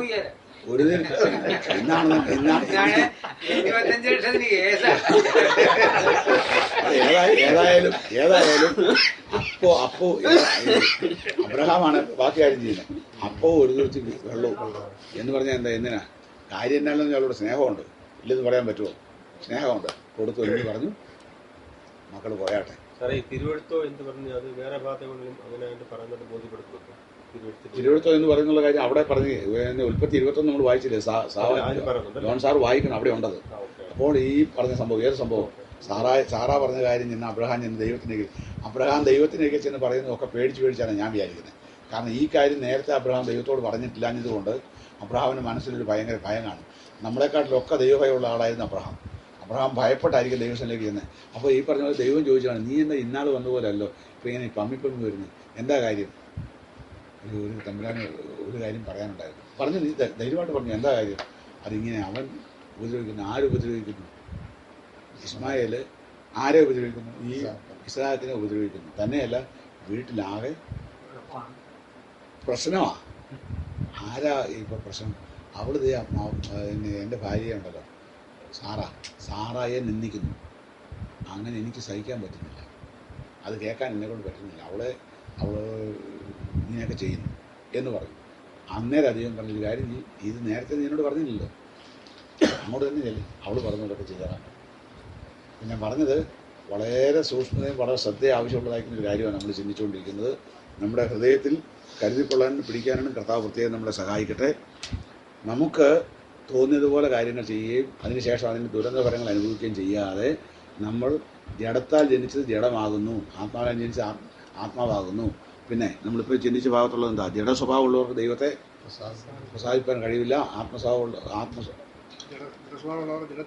ജഡസ്വഭാവമുള്ളവർ ജഡത്തിനുള്ളതും ആത്മസ്വഭാവമുള്ളവർ ആത്മാവിനുള്ളതും ചിന്തിക്കുന്നു. ഞാൻ എൻ്റെ ചിന്ത ഇവിടെ നിർത്തുകയാണ്. അടുത്ത ക്ലാസ്സിൽ നമുക്ക് ബാക്കി ഭാഗത്തിലേക്ക് നമുക്ക് മാറ്റി നിർത്താവുള്ളൂ. അപ്പോൾ നമ്മുടെ ചിന്തകൾ എപ്പോഴും വളരെ പ്രധാനപ്പെട്ടതായിരിക്കണം. വളരെ ശ്രദ്ധയോടെ നമ്മൾ കാര്യങ്ങൾ കൈകാര്യം ചെയ്യാൻ ഇടയാക്കട്ടെ. ഇന്നത്തെ ക്ലാസ്സിൻ്റെയും സി ഡി കോപ്പി പിന്നാലെ തരുന്നതായിരിക്കും. താല്പര്യമുള്ളവർക്ക് വീണ്ടും ഈ ക്ലാസ് വീണ്ടും കേൾക്കാം. ഈ ഭാഗങ്ങൾ ധ്യാനിച്ച് ഉറപ്പ് വരുത്താനായിട്ട് കർത്താവ് നമ്മളെ സഹായിക്കട്ടെ. നമുക്കിപ്പോൾ പ്രാർത്ഥിച്ച് ക്ലാസ് അവസാനിപ്പിക്കാം. പ്രാർത്ഥിച്ചിട്ട് നമുക്ക് ക്ലാസ് അവസാനിപ്പിക്കാം. പരിശുദ്ധനായ ദൈവമേ, സ്വർഗീയ പിതാവേ, ദൈവമേ അനുഗ്രഹിക്കുന്ന രാത്രിയാമത്തിനായ നന്ദിയോടെ സ്വന്തം ചെയ്യുന്ന കർത്താവേ, ദൈവമേ ഇന്ന് രാത്രിക്കാലം തിരുവചനം പിടിപ്പാന്തക്കൊണ്ട് ഞങ്ങളെ അവിടുന്ന് ബലപ്പെടുത്തി ഓർത്ത് സ്വന്തം ചെയ്യുന്ന കർത്താവേ, വിശേഷാൽ റോമാലേഖന 8-ാം അധ്യായത്തിന്റെ കർത്താവേ, ഹല്ലേലൂയ 5-ാം വാക്യം, ദൈവമേ ജലസ്വഭാവമുള്ളവർ ജലത്തിലുള്ളതും ആത്മസ്വഭാവമുള്ളവർ ആത്മാവിനുള്ളതും ചിന്തിക്കുന്നു. കർത്താവെ അത് ജഡ മനസ്സാണ്, കർത്താവെ ആത്മമനസ്സാണെന്ന് അറിയുവാൻ ദൈവാത്മാവ് ഞങ്ങൾക്ക് കൃപ ചെയ്തതിനായി സ്തോത്രം ചെയ്യുന്ന കർത്താവെ. അതുമായി ബന്ധപ്പെട്ടുള്ള 2 ദൃഷ്ടാന്തങ്ങൾ ദൈവമേ രാജാക്കന്മാരുടെ പുസ്തകത്തിൽ നിന്നും ഗലാത്യലേഖനത്തിൽ ഞങ്ങളെ അവിടുന്ന് കേൾപ്പിച്ചതിനായി സ്തോത്രം ചെയ്യുന്ന കർത്താവെ. ഞങ്ങളുടെ ജീവിതത്തിലെ കർത്താവെ ആ ജഡസ്വഭാവം പൂർണ്ണമായി ഉരിഞ്ഞു കളഞ്ഞുകൊണ്ട് കർത്താവെ ഞങ്ങൾ കർത്താവെ ആ ജഡത്തെ ക്രൂശിച്ചുകൊണ്ട് ഹല്ലേലൂയ ഞങ്ങൾ ആത്മ സ്വഭാവമുള്ളവരായി ആ കർത്താവെ ആത്മാവിനെ അനുസരിച്ച് നടക്കുന്നവരായി തീരുവാൻ ദൈവമേ അവിടുന്ന് ഞങ്ങളെ സഹായിക്കണമേ എന്ന് ഞങ്ങൾ പ്രാർത്ഥിക്കുന്നു. ദൈവമേ ഞങ്ങളുടെ ജീവിതത്തിൽ അനേക പോരായ്മകളും കുറവുകളുണ്ട് കർത്താവെ, ഞങ്ങളോട് ക്ഷമിക്കണമേ എന്ന് പ്രാർത്ഥിക്കുന്നു. കർത്താവെ അവിടുന്ന് ഞങ്ങൾക്ക് വേണ്ടി എല്ലാ കർത്താവെ സഹിക്കുകയും മരിക്കുകയും ഉയർത്തുന്നേറ്റ് ഇന്ന് ഞങ്ങൾക്ക് വേണ്ടി ജീവിക്കുന്ന ദൈവമായിരിക്കുക. സ്തോത്രം കർത്താവെ. ഹല്ലേലൂയ. ഇന്ന് രാത്രികാലം കർത്താവെ ആ വചനത്താൽ കർത്താവ് ഞങ്ങളുടെ ഹൃദയം നിറയുവാൻ അവിടുന്ന് സഹായിച്ചതിനായി സ്തോത്രം. ദൈവമേ അസംഗത്തക്കാരൻ പറഞ്ഞ പോലെ ഹല്ലേലൂയ എൻ്റെ ഹൃദയം ശുഭവചനത്താൽ നിറയുന്നു, എൻ്റെ ഹൃദയ രാജാവിന് വേണ്ടിയുള്ള ഞാൻ പറയുന്നു, എൻ്റെ നാവ് സപത്തനായ എൻ്റെ എഴുത്തുപോലായി തീരുവാൻ തക്കവണ്ണം കർത്താവ് ഞങ്ങളുടെ ഇന്ന് രാത്രികാലം ദൈവമേ ആ കേട്ട വചനത്തിന്റെ വെളിച്ചത്തിൽ ഞങ്ങളുടെ കർത്താവെ ആ ജനസ്വഭാവത്തെ പൂർണ്ണമായി കുഴിച്ചിട്ടുകൊണ്ട് ദൈവമേ ആത്മാവിനെ അനുസരിക്കാൻ തക്കവണ്ണം, ദൈവമേ അതിന് കീഴ്പ്പെടുവാൻ തക്കവണ്ണം, വചനത്തെ കർത്താവെ പൂർണ്ണമായി ഉൾക്കൊണ്ടുകൊണ്ട് ഹല്ലേലൂയ കർത്താവ് വരും കാലങ്ങളിൽ കർത്താവ് ഞങ്ങളെ ലോകത്തിലേക്ക് ഇറങ്ങുമ്പോൾ ഞങ്ങൾ പരാജയപ്പെട്ടു പോകാതെ ഹല്ലേലൂയ ദൈവമേ സാത്താൻ ഞങ്ങളുടെ ഇടം കൊടുക്കാതെ ഹല്ലേലൂയ ദൈവമേ ഹല്ലേലൂയ കർത്താവെ ദൈവത്തെ പരിഹസിച്ചു കൂടാതെ ഞങ്ങൾ കർത്താവെ ആത്മാവിൽ ജഡത്തിന് നാശം വിതയ്ക്കാതെ ആത്മാവിൽ നിത്യജീവനെ കൊയ്യാൻ തക്കോണം, കർത്താവെ കേട്ട വചനപ്രകാരം ജീവിപ്പാൻ തക്കോണം. കർത്താവ് ഞങ്ങളെ അവിടെ തുടർന്ന് ഞങ്ങളെ സഹായിക്കുകയും ബലപ്പെടുത്തി ആത്മാവിൽ നിറയ്ക്കുകയും ചെയ്യണമേ എന്ന് നിങ്ങൾ പ്രാർത്ഥിക്കുന്നു. ഇന്ന് കർത്താവ് ഞങ്ങൾക്ക് വചനം വായിച്ചെന്ന പ്രിയ സാറിന് വേണ്ടി പ്രാർത്ഥിക്കുന്നു. കർത്താവെ ഇത്രത്തോളം സഹായിച്ചതിനായി നന്ദി. കർത്താവെ സാറിനെ കുടുംബമായി അവിടെ അനുഗ്രഹിക്കണമേ, സഹായിക്കണമേ. ദേശത്തെ അനേക സ്ഥലങ്ങളിൽ കർത്താവെ തിരുവചനം പഠിപ്പാൻ തക്കോണം കർത്താവെ ദാസനോട് ഉപയോഗിക്കുമാറാക്കണമേ എന്ന് പ്രാർത്ഥിക്കുന്നു. കർത്താവെ തന്നെ അതിരുകളെ വിസ്താരമാക്കണമേ, പുതിയ മേച്ചിപ്പുറങ്ങളോട് കൊടുക്കുമാറാക്കണമേ എന്ന് നിങ്ങൾ പ്രാർത്ഥിക്കുന്നു. കർത്താവ് ഈ കൂടാരത്തിന് വേണ്ടി പ്രാർത്ഥിക്കുന്നു. പ്രിയമോചരുടെ കുടുംബത്തെ ഓർത്ത് പ്രാർത്ഥിക്കുന്നു. കർത്താവെ പ്രിയമാനം കാണിക്കുന്ന വലിയ കരുണയ്ക്കായി സ്തോത്രം. കർത്താവെ അതൊക്കെ കർത്താവെ അവിടുന്നൊക്കെ തക്ക പ്രതിഫലം കൊടുക്കുന്ന ദൈവമായിരിക്കുക സ്തോത്രം. കർത്താവെ മക്കളെ അവിടുന്ന് അനുഗ്രഹിക്കുമാറാകണമേ എന്ന് പ്രാർത്ഥിക്കുന്നു. ഇന്ന് രാത്രിക്കാലം കടന്നു വന്ന ഞങ്ങൾ എല്ലാവരെയും പേര് ഏൽപ്പിച്ച് പ്രാർത്ഥിക്കുന്നു. കടന്നവരായിരിക്കുന്നവർക്ക് വേണ്ടി പ്രാർത്ഥിക്കുന്നു. ഞങ്ങൾ വിട്ടു വന്ന ഭവനങ്ങളെ ഓർത്തുകൊണ്ട് പ്രാർത്ഥിക്കുന്നു. കർത്താവെ എല്ലാവരും അവിടെ അനുഗ്രഹിച്ചിരിക്കുക സ്തോത്രം. ഞങ്ങളിപ്പോൾ സമാധാനത്തോടെ പിരിയുന്നു, പിരിയാത്ത സ്ഥാനത്ത് ഞങ്ങൾ അവിടെ അനുഗ്രഹിക്കണമേ എന്ന് പ്രാർത്ഥിക്കുന്നു. പ്രാർത്ഥനകളെ യാചനകളെ അപേക്ഷകളെ കൈക്കൊണ്ടിരിക്കുക സ്തോത്രം. യേശു ക്രിസ്തുവിനുള്ള നാമത്തിൽ തന്നെ അനുഗ്രഹത്തോടെ ഇപ്പോൾ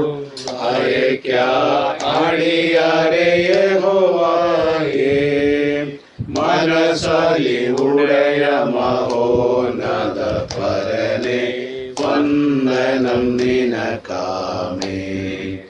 മനസ്സലിവുടയ മഹോന്നത പരനെ വന്ദനം നിനക്കാമേ.